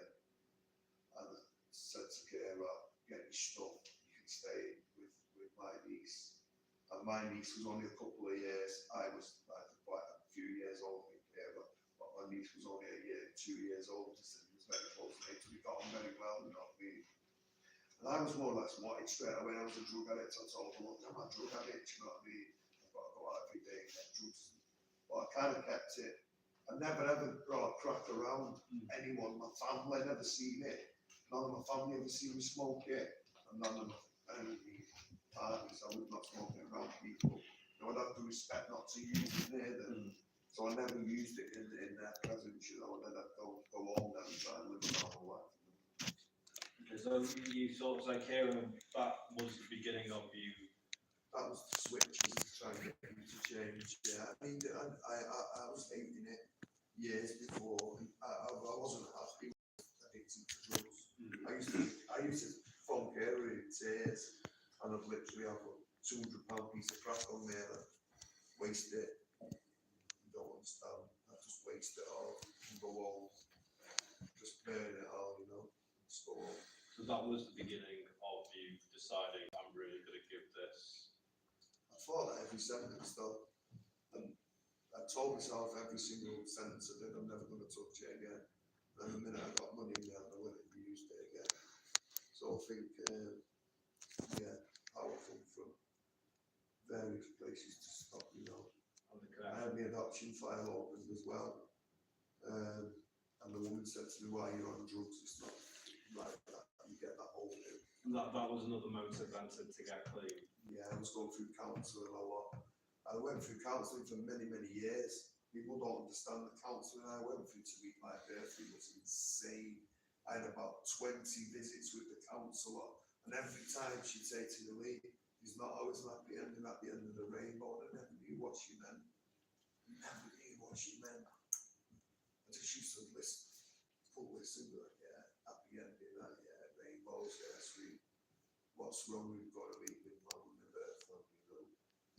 And she went away one day and went, yeah, I'm going to open the file for you now. And she went away and she came back, phoned me and said, come in on Tuesday. We're all hyped up thinking, yeah, man, I'm going to go and see my mum, everything's going to be good. And sadly, you know, I got my mum's death certificate, you know. So I was never going to see my mum again, you know what I mean? And that happened at the same time to your adopted mum passing away? No, that was the same time. Was that the Kira's same time? dad Kira's was died. dying. Okay. So Kira's dad was dying at the same time. So we was going through a very, very hard time. It was terminal. When you see someone dying in front of you, there's nothing worse than a terminal illness, you know. Because you know every day it could be a last, do you know what I mean? He was going in and out of hospital and I'm thinking he's going to die now, and then he'd get out a few weeks and live a bit longer. So it was very hard on everyone, you know. And what was making it hard was I'm being told, we found your birth dad. We just found, here's your birth dad, and I'm just losing my best mate, my dad, Kira's dad, you know, we were respected and loved, you know what I mean? And then the two things was very, very hard for me to take. You know, the buzz of meeting my birth family and then my dad. And then he was a very big disappointment, no, my dad, from minute one I met him. Well, in what way? Well, he was just an addict straight away. I could see he was on drugs and he was an addict from the minute I saw him, you know. I know a drug addict when I see one. Yeah. I could tell he was on bits. And then we walked away from these lot, my aunties. He come with my two aunties. And he didn't want to tell me himself that he was my dad. He told my partner to tell me, which I thought was strange. So then I've got this guy in front of me who looks like me. I'm thinking, wow, when he's on the phone and doing a deal for Valium, it's no blue tablets. And I knew just out of conversation, I did that, nothing else to say to him, that you could buy fake tablets on Berry New Road. And I just said it to him out of fucking nothing else to say to him. When you can get them tablets on Berry New Road, like, what Valium? I'm like, yeah, man. Hey, how much? And I was about 10 or 28. Like, no way, get me some, please, son. I'll pay you when you come down, please get them there. And I rid down to Berry New Road, and when I bought them, I lost 20 quid. The wind snatched 20 quid out of my pocket. And I thought, this is a big, bad idea. But you know what, I'm just going to go ahead and see what happens, because he wants it. That's all he's asking for. So he was on the phone, like, oh, you did? You got them tablets? Oh, no, we're like, yeah. Right, I will see you when you get down there. I got the money for you. And he took the tablets, didn't give me a penny. I've got a bad start, it's not giving me a beat. Not giving me a beat for the tablets, bad start. And so he went in the toilet, had a few drinks, and then sat in front of me and my partner and started telling them, yeah, I used to put guns to his head when I was younger and forced him on the game. What? Yeah, I had a gun and I used to put knives and force them to inject heroin and get them high. Yeah, I was a bad company when I was younger. Even to your mum, I used to go on at her giving you up my only son. But he said to me, he told me this story, but just blows my mind to this day. He said to me, it's a good thing you never come to London anyway, you'd have been dead. I went, well, what do you mean? He went, well, I was in the house taking drugs and I found a baby dead, blue, in a cot, and the baby got taken and was dead. And then I found out Christmas time, this Christmas time, that was my brother. We found out recently that was my brother. He never told me. So why me and him are never going to speak again is because he's dead now. My dad was killed recently, stabbed to death. 4 people charged with his murder. He was given £180,000 compensation for being abused in it as a kid. In a home called Shelley Oaks. And I've read into that Shelley Oaks and they murdered kids in there. His depositions of people and stuff, like there was an inquiry. So the inquiry's reports are available on Google. So he was abused in Shelley Oaks Children's Home, and then after that he was given £180,000 compensation, spent a lot on drugs, give my half brother 10 grand, my half brother to my dad, give me nothing, knew I was alive, knew I had the son, didn't phone me once, didn't give me a bean. And I never said about work to him, just never spoke to me again after. He's supposed to turn up for the DNA test one day at my auntie's office. My auntie's got a travel agency in central London. And we said, all right, we'll do a DNA test to prove you with that. But 2 o'clock come, 3 o'clock come, 4 o'clock come, 5 o'clock come. He never turned up, and about 5:30, 6 o'clock, my auntie went, yeah, phone there, if your dad's on the phone, Eric's on the phone, George went to call. And he went, I'm so sorry, Sam, what it is, I've got some bird coming off a flight from fucking Amsterdam, and she's got a parcel up, and she can't get out herself, I've got to be here to you when she comes off the flight, I'm so sorry, sir, another time. And that was that. That's most time I've seen it. Most time I've seen it. 2-3 years later, he gets lost with it. But it's been about 2, 3, 4 years since he's seen it. So yeah, he had enough time to make it up, and then he did tell me that he won't make me an orphan again, which he did. So, are you still in contact with your Cousins and stuff. your cousins and your auntie? Yeah, not my auntie. My auntie always said to me she doesn't like children, so when we had a baby, we got a baby, he's now nearly 6. She's got special needs, and my auntie hates children. She hadn't even seen my cousins who live in London, nephews and nephews, and they're 7 now, so he gave up. She's never seen them. She's never seen them and their nieces and nephews. So when we have a baby, she doesn't ever want to speak to us after that. But I speak to my cousins, you know what I mean? But my auntie's a bit out of range now. I speak to my uncle now and again. My uncle, yeah, I've got uncles as well alive. A couple of uncles. One of them's just stuck in his ways. The other one's a nice lad. One of them's kind of stuck in his ways. So, just because of time, let's go on to what are you up to now then? So you've got plans to start maybe a social I want enterprise? to start an organisation for children called Don't Turn a Blind Eye. And that's my aim next, is getting that out there. And that's to encourage kids and other people to report offenders, sex offenders, because it's not grassy. I mean, everyone's got this thing that it's grassy to report a sexual crime when it's not. That's a big thing that I think we need to change, isn't it? Yeah, it's grassy culture, and about sex offenders, it's completely different. It's not grassy if you've been a victim of a sex offender. Yeah. You know what I mean? Because I think sex offenders also use that, don't they? They do use that. Like, Yeah, they use that. Yeah, they Yeah. use that. That's what they use, don't they? Grass, but I'd like to get it out there precisely that it's not grassy to grassy sex offender, because they build prisons for them. You know what I mean? Yeah. So you've got the plan, social enterprise. Right, in a second. But Lee Marvin Hitchman and Peppa Pig. yeah. Yeah. What else? And then you've got your son as well. My son's yeah. just got a school place, yeah. So In Stockport, I hear. fantastic news, yeah. New Northern Quarter, apparently. Yeah, just places the Stockport, yeah. So one of the most secure schools in the district, so we're so over the moon, yeah. Right, Yeah. there's so much we could talk about, and actually, if you want to hear more, there's a gentleman over here, Sean Atwood. We've got hours of chatting with Lee, Marvin, Defo, check it out. So I want to speak to you about like gentrification of Manchester and how much it's changed for like time-wise. And also, we need to get selling this, don't we? To those who haven't, I would highly recommend getting this. There's so many stories we haven't touched on. The shootings, the stabbings. We talked about the dog attack. You need to get Peppa Pig in there. You need to put Peppa Pig in your next one. Anyone who buys it, I appreciate that. You know, it's by the way, you know, the stories there, I appreciate it. I mean, that's enough for me, you know what I mean? Yeah. I'm blessed with that, you know, that's enough for me. Yeah.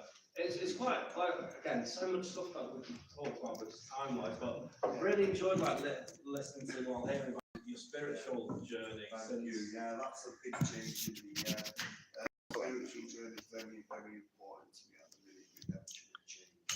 You know? On what I feel the man that I deserve to be. You know what I mean? Yeah. It's a funny old thing. I read a poem many years ago, and I live by that poem. But it's a poem about people. Oh, okay, I was going to say what's the poem. I'll let you know. All right, so like in terms of this book to everyone, if you haven't read it, definitely buy it. It's the reviews are long. on Amazon, Yeah. a review. No, but the first chapter is one of the most powerful chapters, and like I will never forget. Just that I was born into that. It stuck with me, but there are some hilarious stories in there. There's some tender moments. There are stories where I'm like, don't do it, for fuck's sake. And yet, if you get it signed now. And also, where can people check out your stuff? You're on Instagram. Yeah, I'm on socials and that. Yeah, social media. Got a social media profile. See, what I'll do is I'll do podcasts with the biggest podcaster and the small one, as long as I can help. You know what I mean? Yeah. And put a story out there and let people learn from it. And but you've got some exciting stuff coming up, and also, like, I mean, in terms of the story, for somebody who's been through so much to then come out of it, and how the book ends with like, if I can change my ways and overcome all this, you can. Definitely. But when you overcome this through connection, having an amazing woman back beside you. You can do it by yourself. You can do it by yourself, but I mean, it was determination, wasn't it? Determination, the counselling, the sort of connection. Yeah. And that's one thing you were always looking for, connection, wasn't it? Yeah, of course, yeah. I mean, I was always doing things to better myself in the end, you know, but I was always looking out for others to try and make sure that they were safe as well. I think that runs through the book, don't you think? Yeah. But empathy is something, actually, there is a lot of care and tenderness within that. I suppose it's like why the judge probably, gave you the 4 months rather than 2 years. That's why. You know what I mean? Because like there was that code that you have. Yeah, indeed, So the book's worth buying anyway. it's definitely worth buying, isn't it? And it's starting to get signed on now as well. Yeah. All right, well, everyone, thank you so much. Give us a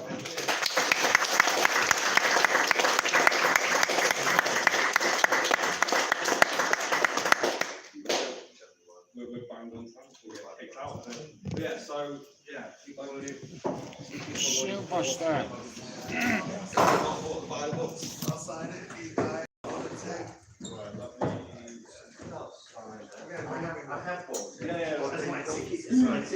Lord have mercy. On you, Dave, I'll sign that for you right now. Yeah, got a pen, yeah. Thank you, Sean. Good, that one. Nailed it, man. Sorry? Yeah, what's your name? That's all right. I know that was a man. I got this. I don't say all the university. No, I'm trying to some green cards like you. Hello, I'm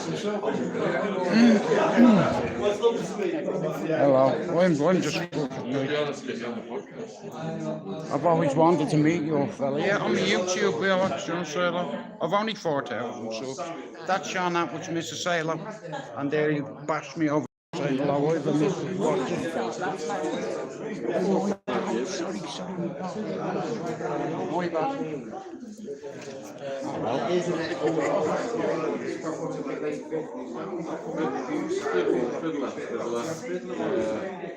Right guys, I'm gonna make my way now, I think.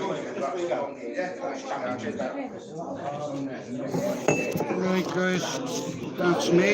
Right.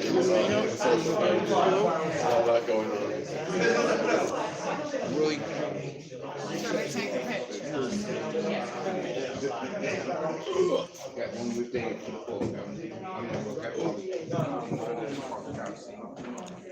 Oh. That's one nice one. I'll put on my socials as well.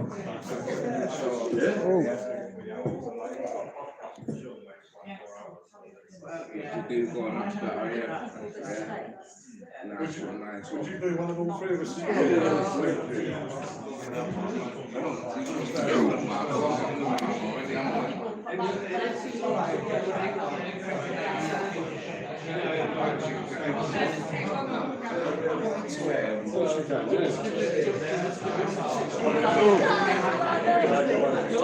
Oh, sorry.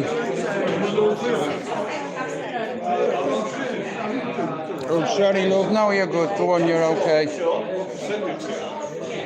Right guys, I think I'm gonna go. I'm gonna get out of here. Right guys, I'd like to thank you all for watching. Like I said, shout out to Lee.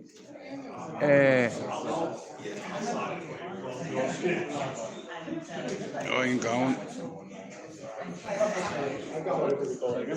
Oh, Sean, can I get you to say just a quick hello to everybody on the live before I go? Everybody on the live, There you go, you missed Lee Marvin's Born in Prison Nice to event. meet you, brother. Nice to meet you. Cheers. Yeah. Nice to meet you, brother. Oh, I better say it real quick.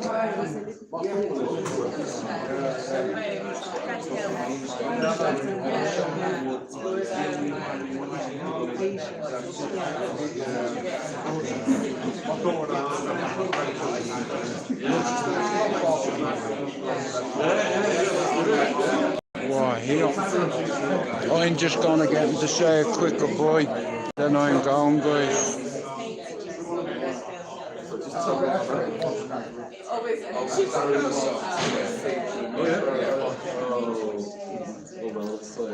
Oh Lord.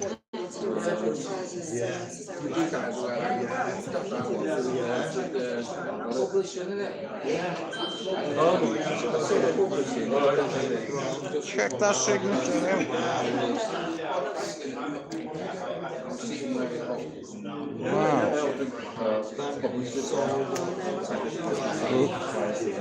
Leg. Bro. Oh,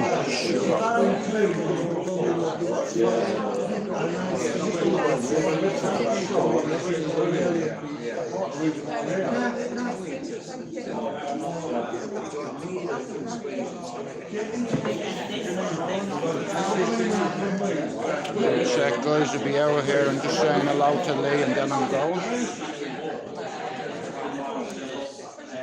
Alison and Marvellous Marvin.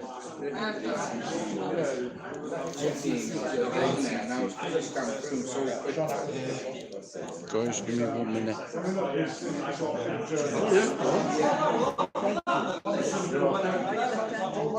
I am indeed. Now,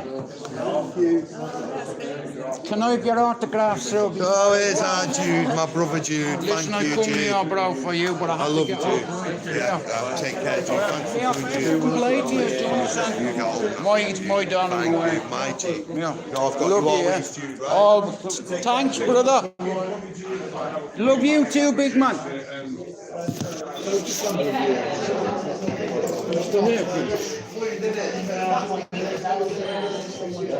Yeah, well, that's me, right? Sean, lovely to meet. Nice to meet you again. Oh, you as well, yes, Lovely to meet you. Yeah. Which way do I get out? I just want to go home. Thank you. Did you have lots of people? Oh, it was fantastic. No, he'd already signed mine for me ages ago. I just wanted to come and support him, you know. We going out this way, yeah? Take care, love. Thank you. You too. Take care, yeah. You Come here. Say hello to... That went fantastic, didn't it? Yeah, it did. It went And I got really to well. meet Sean as well, so I'm over the moon. See you, honey. Yes, we smashed it. Oh, sorry, brother. My bad, brother. Oh, Jesus Christ, I need a smoke. Yellow tape around his body. How'd you like that? Was that good? Now, like I said, right, so there's a publisher in there. It's like, and he's gonna have a look at me work. And it's like, I done this tonight for my team. You know, because one day I'm gonna write a book, and all the people that have supported me over the years here. A few months ago, Lee said to me, he said, do it. He said, you know what's gonna happen? He said, I'm gonna help you. Give me a second. 1 second. Wake up in the morning, I got murder on my mind. Here, 1 second.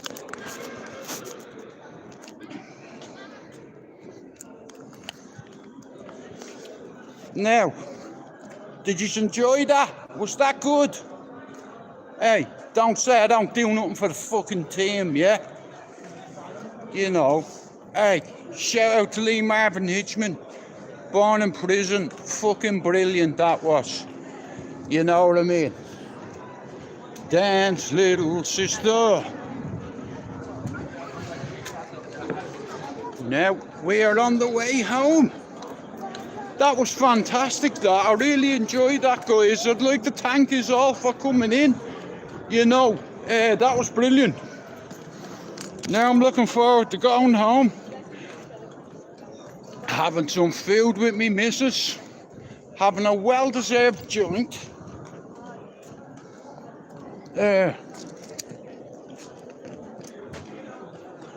Yellow tape around his body. So guys, if you are still here, did you enjoy that?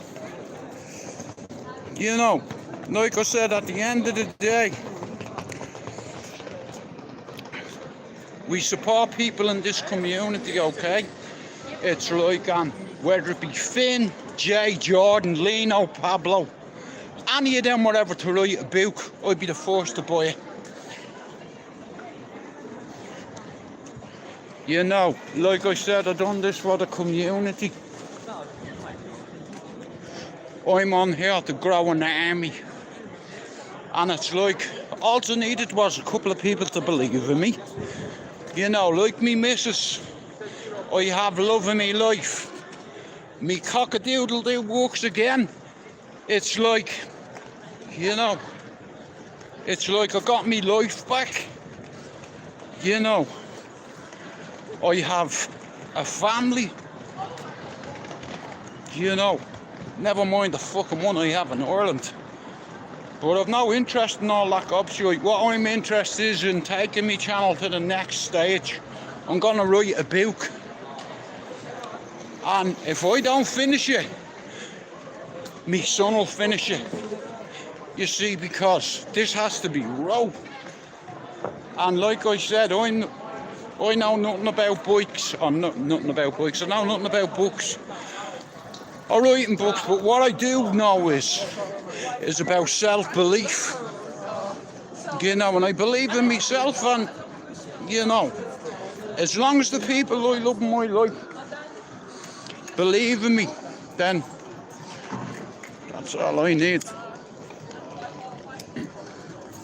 Now, I'm gonna go, get on a bus, go get me scooter, and then I'm gonna fly home. Yeah.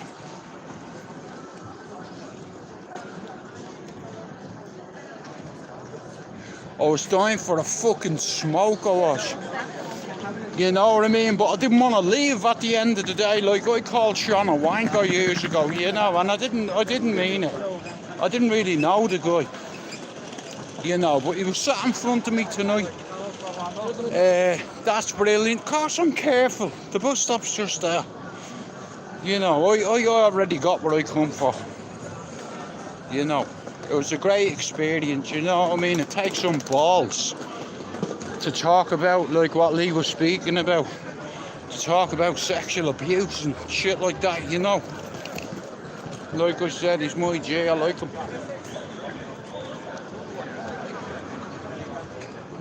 There's Piccadilly Garden truck. You up over that? Yeah, Bowsy.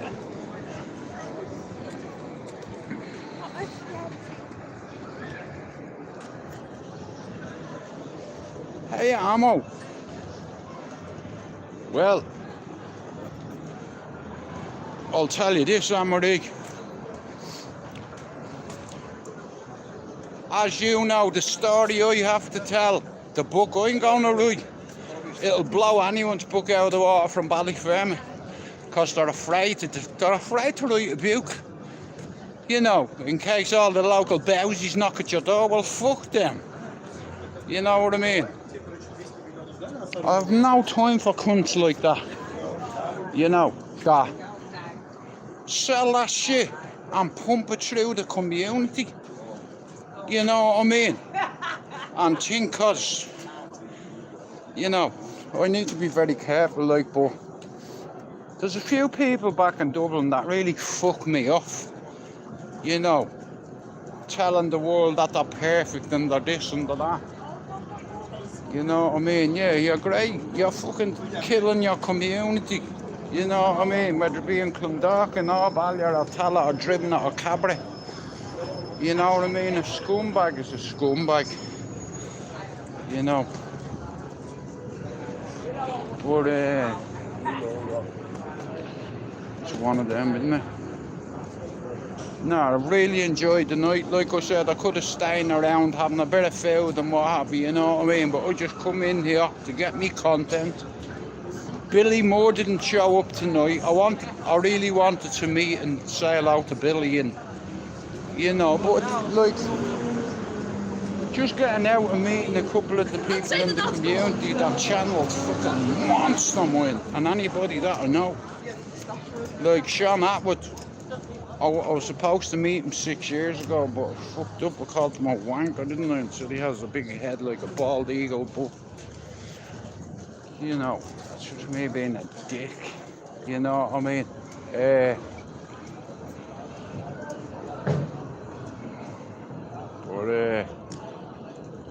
No, I'm glad. Like I really had it was a productive night. You know, it's like I said, listening to Leah's story is fucking unreal. Like.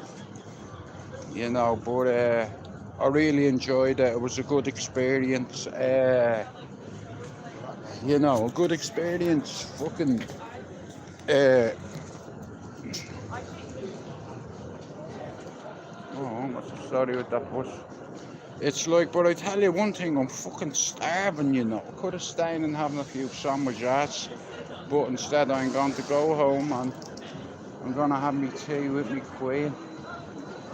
You know, like I said, tonight it was a good evening, you know, like getting to meet Sean Atwood and getting to meet a couple of the people there. Like, I was speaking to that publisher, like, you know, he's the one that published Leah's book, so Leah's trying to grow like a charity in a way. Like an organisation for children, you know what I mean? It's like fucking, you know, like I said, late tonight, like some of the, if you've not bought his book, guys, buy it. I've read it 3 times, like, you know, I didn't go there to get a book or to get one signed. I went there for the experience because it's like, you know, it's like, it's about triumph over adversity, you know, and yeah.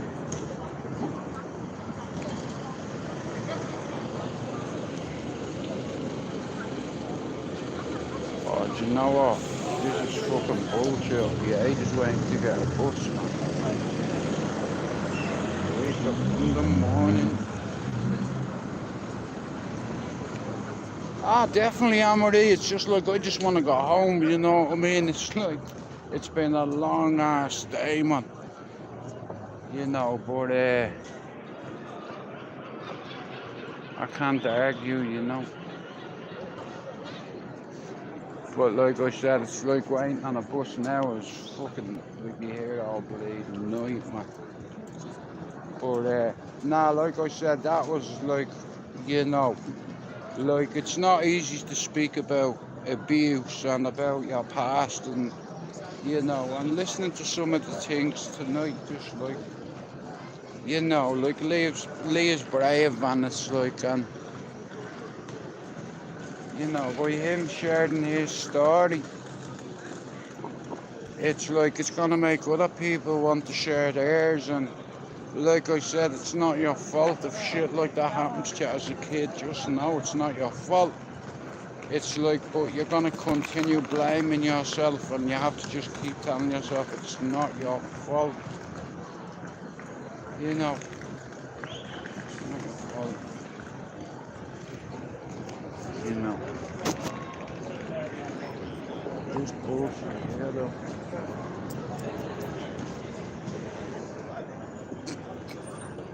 Oh, come on, man.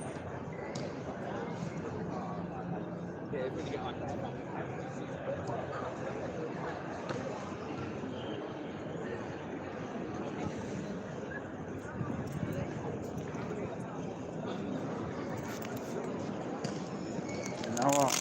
Yeah, the taxi me. Fuck this.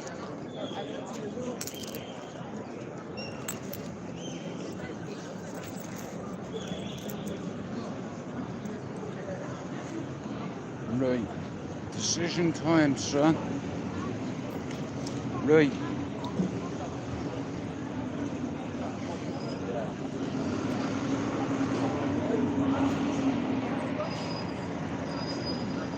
Fucking hell, man. This is the only thing. No.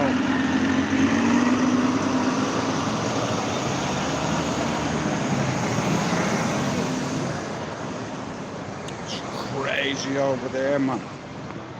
Like the amount of fucking drugs that get sold over there on a daily basis, man. It's a fucking seedy place.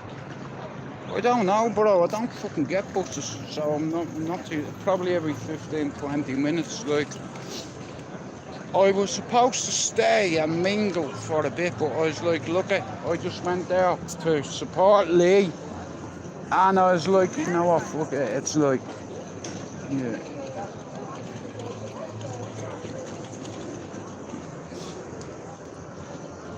Bollocks to this, where's that cash machine, man? Can't be arsed waiting for this fucking bastard.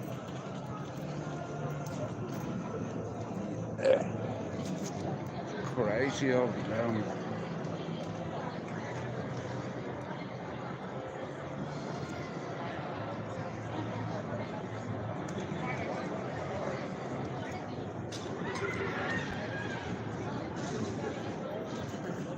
Yeah. Yup. Come on, bro. Fuck's sake.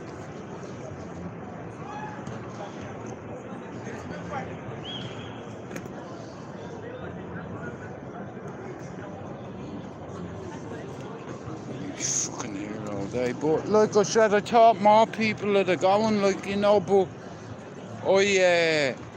I really enjoyed it because I thought there'd be a lot more people there, you know what I mean? But I fucking, like I said, I'm delighted. There was only like fucking, what, a handful of people there, you know, but Lee won't forget that. He'll remember who showed up for him.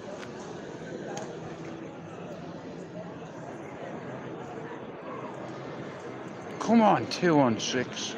Oh, you fucking cunt. Sorry for me language, I'm just fucking, I've got traffic anxiety. You know, I'm either get, if one of these isn't a 216, I'm going to get a bleeding Joe. Fuck that.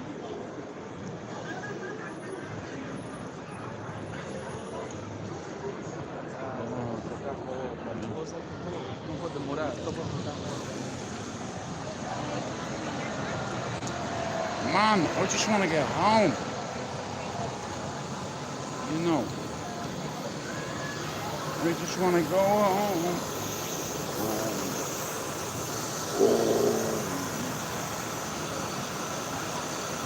I wonder many ended up watching the live, you know what I mean? But like I said, you know, I tried my best to fucking get as much content as I could, you know.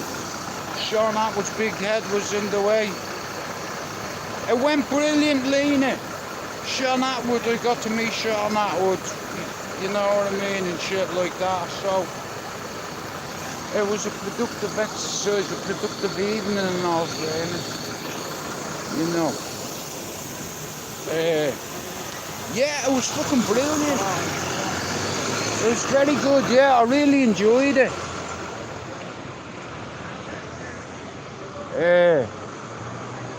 Yeah, it was really, like, I really got a lot out of it, you know, because, like I said, man, it's like, yes, here we go, I think. Nah, listen, if you want to grow your channel, it's like there's things you have to do, you know, because it's like, it's just networking. Right, you can fuck off, mate. I'm not. This is a joke, man, this.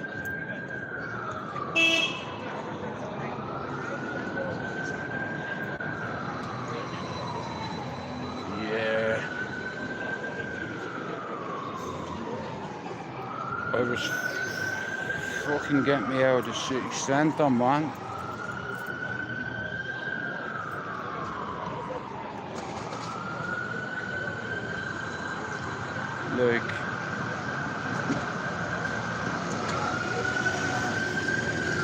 Like, come on, bro.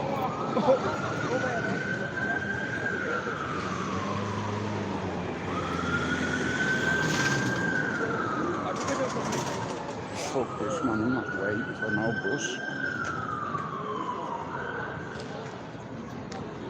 You fuck off, I ain't getting a taxi, I'm getting a black cab again. To be nice.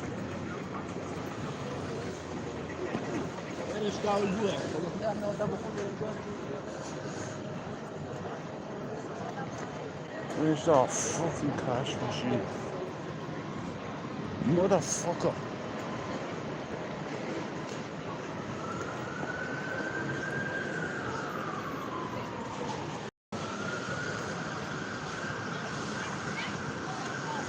Right. Where's that cash machine, bro?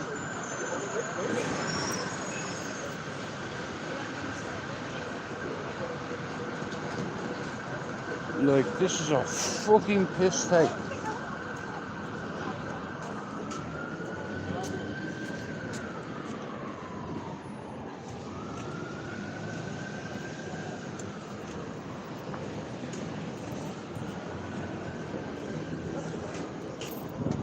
Excuse me, bro, can I pay with my card? Bank card? No, can I pay by my card? Bank card? Oh yeah, this one. Okay. Excuse me, brother. Can I pay on my card, sir? Can I pay my bank card? Okay.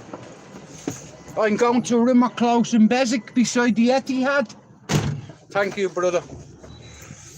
Oh, wow. Be sure I have my back. Oh.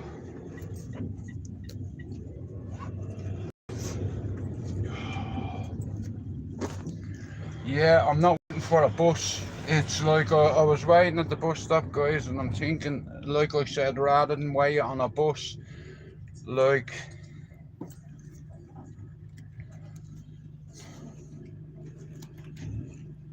I said, it was a good event, guys. It's like I went for the team at the end of the day. It was a team building exercise. It's like, the way I see things is, if I want to learn how to write a book and shit like that, I need to learn from people that have already been there and done that, and I need to find the easiest route.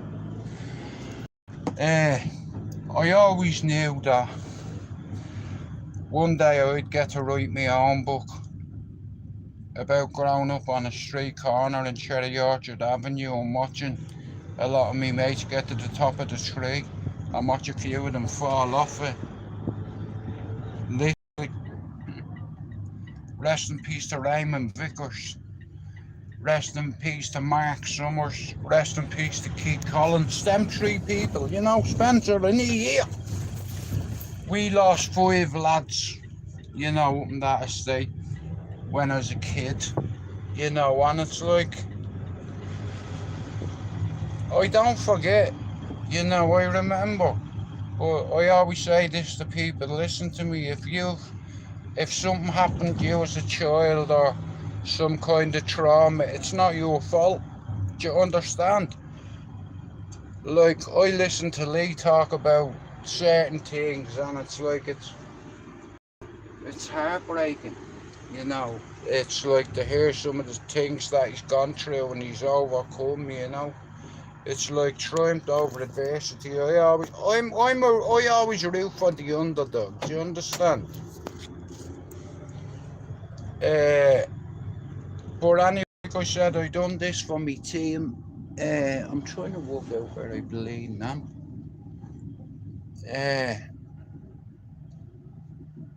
But like I said, I couldn't wait for a bus, guys.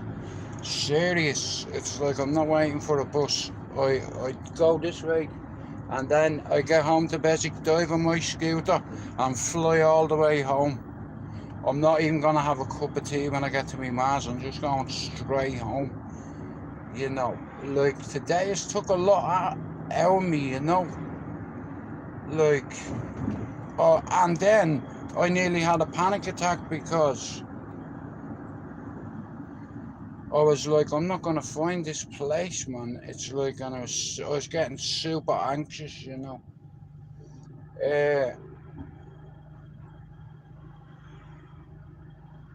No shit, bro.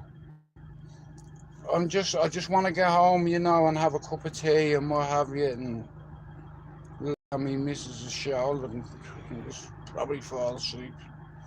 But she'll slap me in the face and wake me up. Go, dinner's ready. Wake up. You're not letting an old man have a sleep, you know.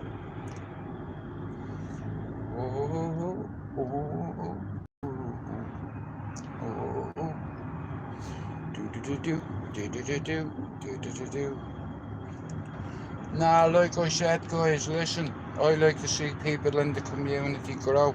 I've supported people in our community over the years. Hey, Kieran, I've paid membership to that channel. I've paved the way, and I've had to pay to learn how to do YouTube. So you didn't have to. Do you understand? Hey, you can buy me up when I write it. Like I said, and see me, yeah. I'm gonna write a book and I'm gonna talk about some of the most craziest people that ever grew up in Dublin, who I went to school with, how I went raving with, how I went partying with, how I went to the back of a police van with. How many times when I was 13 in the first year, mate, that year, five arrests. You know, my dad beat the shit out of me for getting into stolen cars. You know, but like, you either grow from it or you don't. You know, and some people unfortunately don't ever grow up, you know. It's like, but sometimes you haven't got a choice, and like, you have to listen. Your daddy mustn't have put manners on you because you still don't know how to act. You know, but shout out to Lee Marvin Hitchman for sharing this story with you tonight.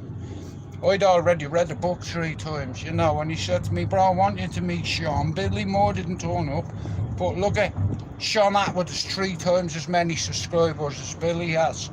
So when I got there straight away, I noticed Sean was sat in front of me, so I just tipped him. I says, all right, Sean, how's it going?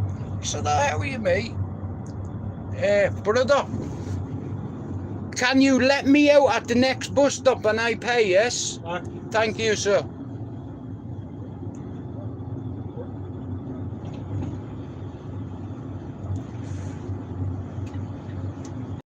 Thank you, sir. That's not too bad, £7. Thank you, sir. It's fantastic. You want to across this one, you do?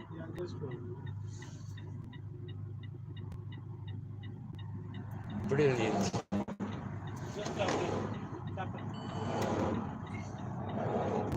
You okay, sir? Yeah, thank you. Thank you. Inshallah, you have a good night, yeah? Thank you, brother. Thank you. Wake up in the morning, I got murder on my mind. AK-47s, we're back on the housing estate. Now listen, right, so what I wasn't supposed to tell you is, right, so he is going to help me with this project being writing a book, and I won't be the first one I do. I needed a publisher. I have one. Now all I need to do is just to write this fucking thing and see how it goes. You know, yellow tape around his body. Mayor Sean Atwood's got 975,000 subs. You know, and in all fairness, I wanted to meet Billy Moore. Because Billy's story. Anyway, we're in Beswick, we're back on the housing estate. Guys, listen, thanks very much for watching it tonight. Like I said, I found it very interesting, so I don't know how you found it, but it's like I really enjoyed it. You know, it was fucking great, it was. And fair play to Lee, you know, for telling the story, you know. Like I said, it's about triumph over adversity, you know. It's like one thing telling the world that you were abused as a kid and all, but it's like sitting in front of not a lot of people, but sitting in front of an audience, telling them your story, you know, like fucking. I'll tell you one thing, but shout out to his missus, Kira. I get on great with Kira, you know. And I truly believe that if you find a decent fucking chick that loves you and isn't ashamed of your past, you know, fucking stick with her. You know, because I'd be fucked me without stability in my life being like a missus. You know, because like I said, when you have no stability or you've no missus fucking pecking your head telling you don't do this or don't do that. You know, but nah, it's been a nice evening. The weather fucking held. And I really enjoyed myself, you know. Like, I had more fun going to that having a cup of tea than I would be out taking fucking drugs with people. Do you understand? It was a positive, productive night, and, you know, it was a good old exercise. I'm just glad now I'm not far from my mass. Yeah, I'll be getting on my scooter and I'll be out home, boom. You know, because like I said, it's been a long fucking day, you know. And sitting there, I didn't want to go and have a piss in case I missed something. You know, but I know one thing, man. As soon as I get around here and getting on my scooter and getting my arse home to me missus, I'm going to lay me head on her chest and say, hey, baby, I missed you. Daddy's home. What's for dinner?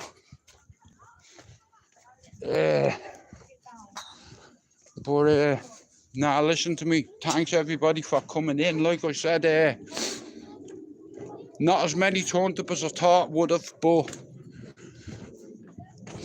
you know, here we are. This is Manchester. Now you see this house in the state. My mother, our house is on here 31 years. Yellow tape around his body. It's a triple homicide.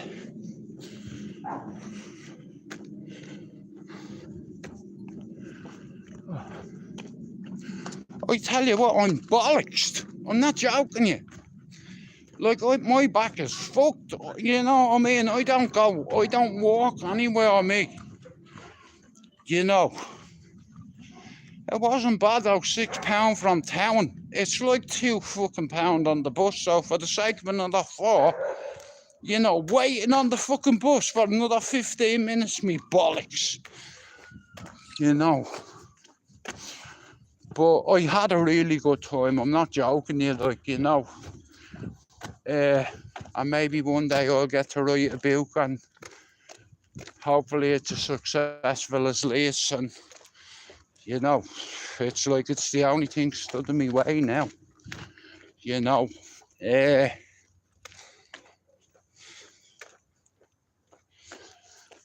Yellow tape around his body. Okay, whose car's that? I got murder on my mind.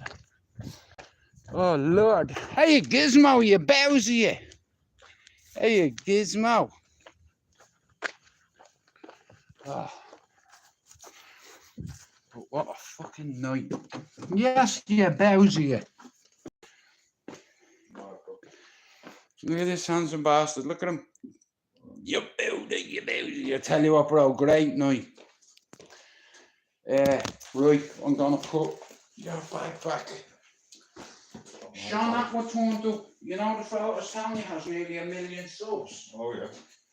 So I called him a wanker a few years ago, right? I didn't mean to, I didn't really know him, but I went over to him and shook his hand and all. But everything's cool.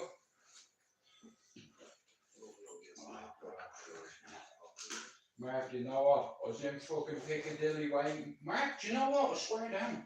It took me ages to find that place. Well, Brown Street. Yeah. I fucking kept getting lost. I just want to get fucking home, bro, and just.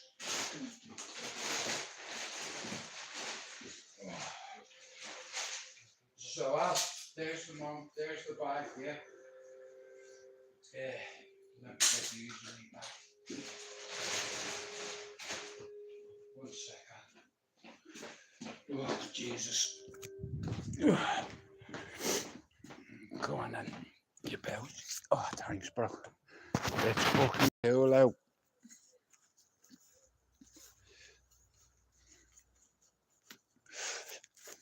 You know. Home sweet home. Well, not yet. I'm not home yet. You know, but like I said again, guys, I'm gonna end this live, right? Thanks everyone who popped.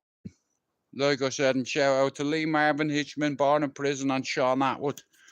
Thanks for coming in, guys, and I'll see you all tomorrow. We out.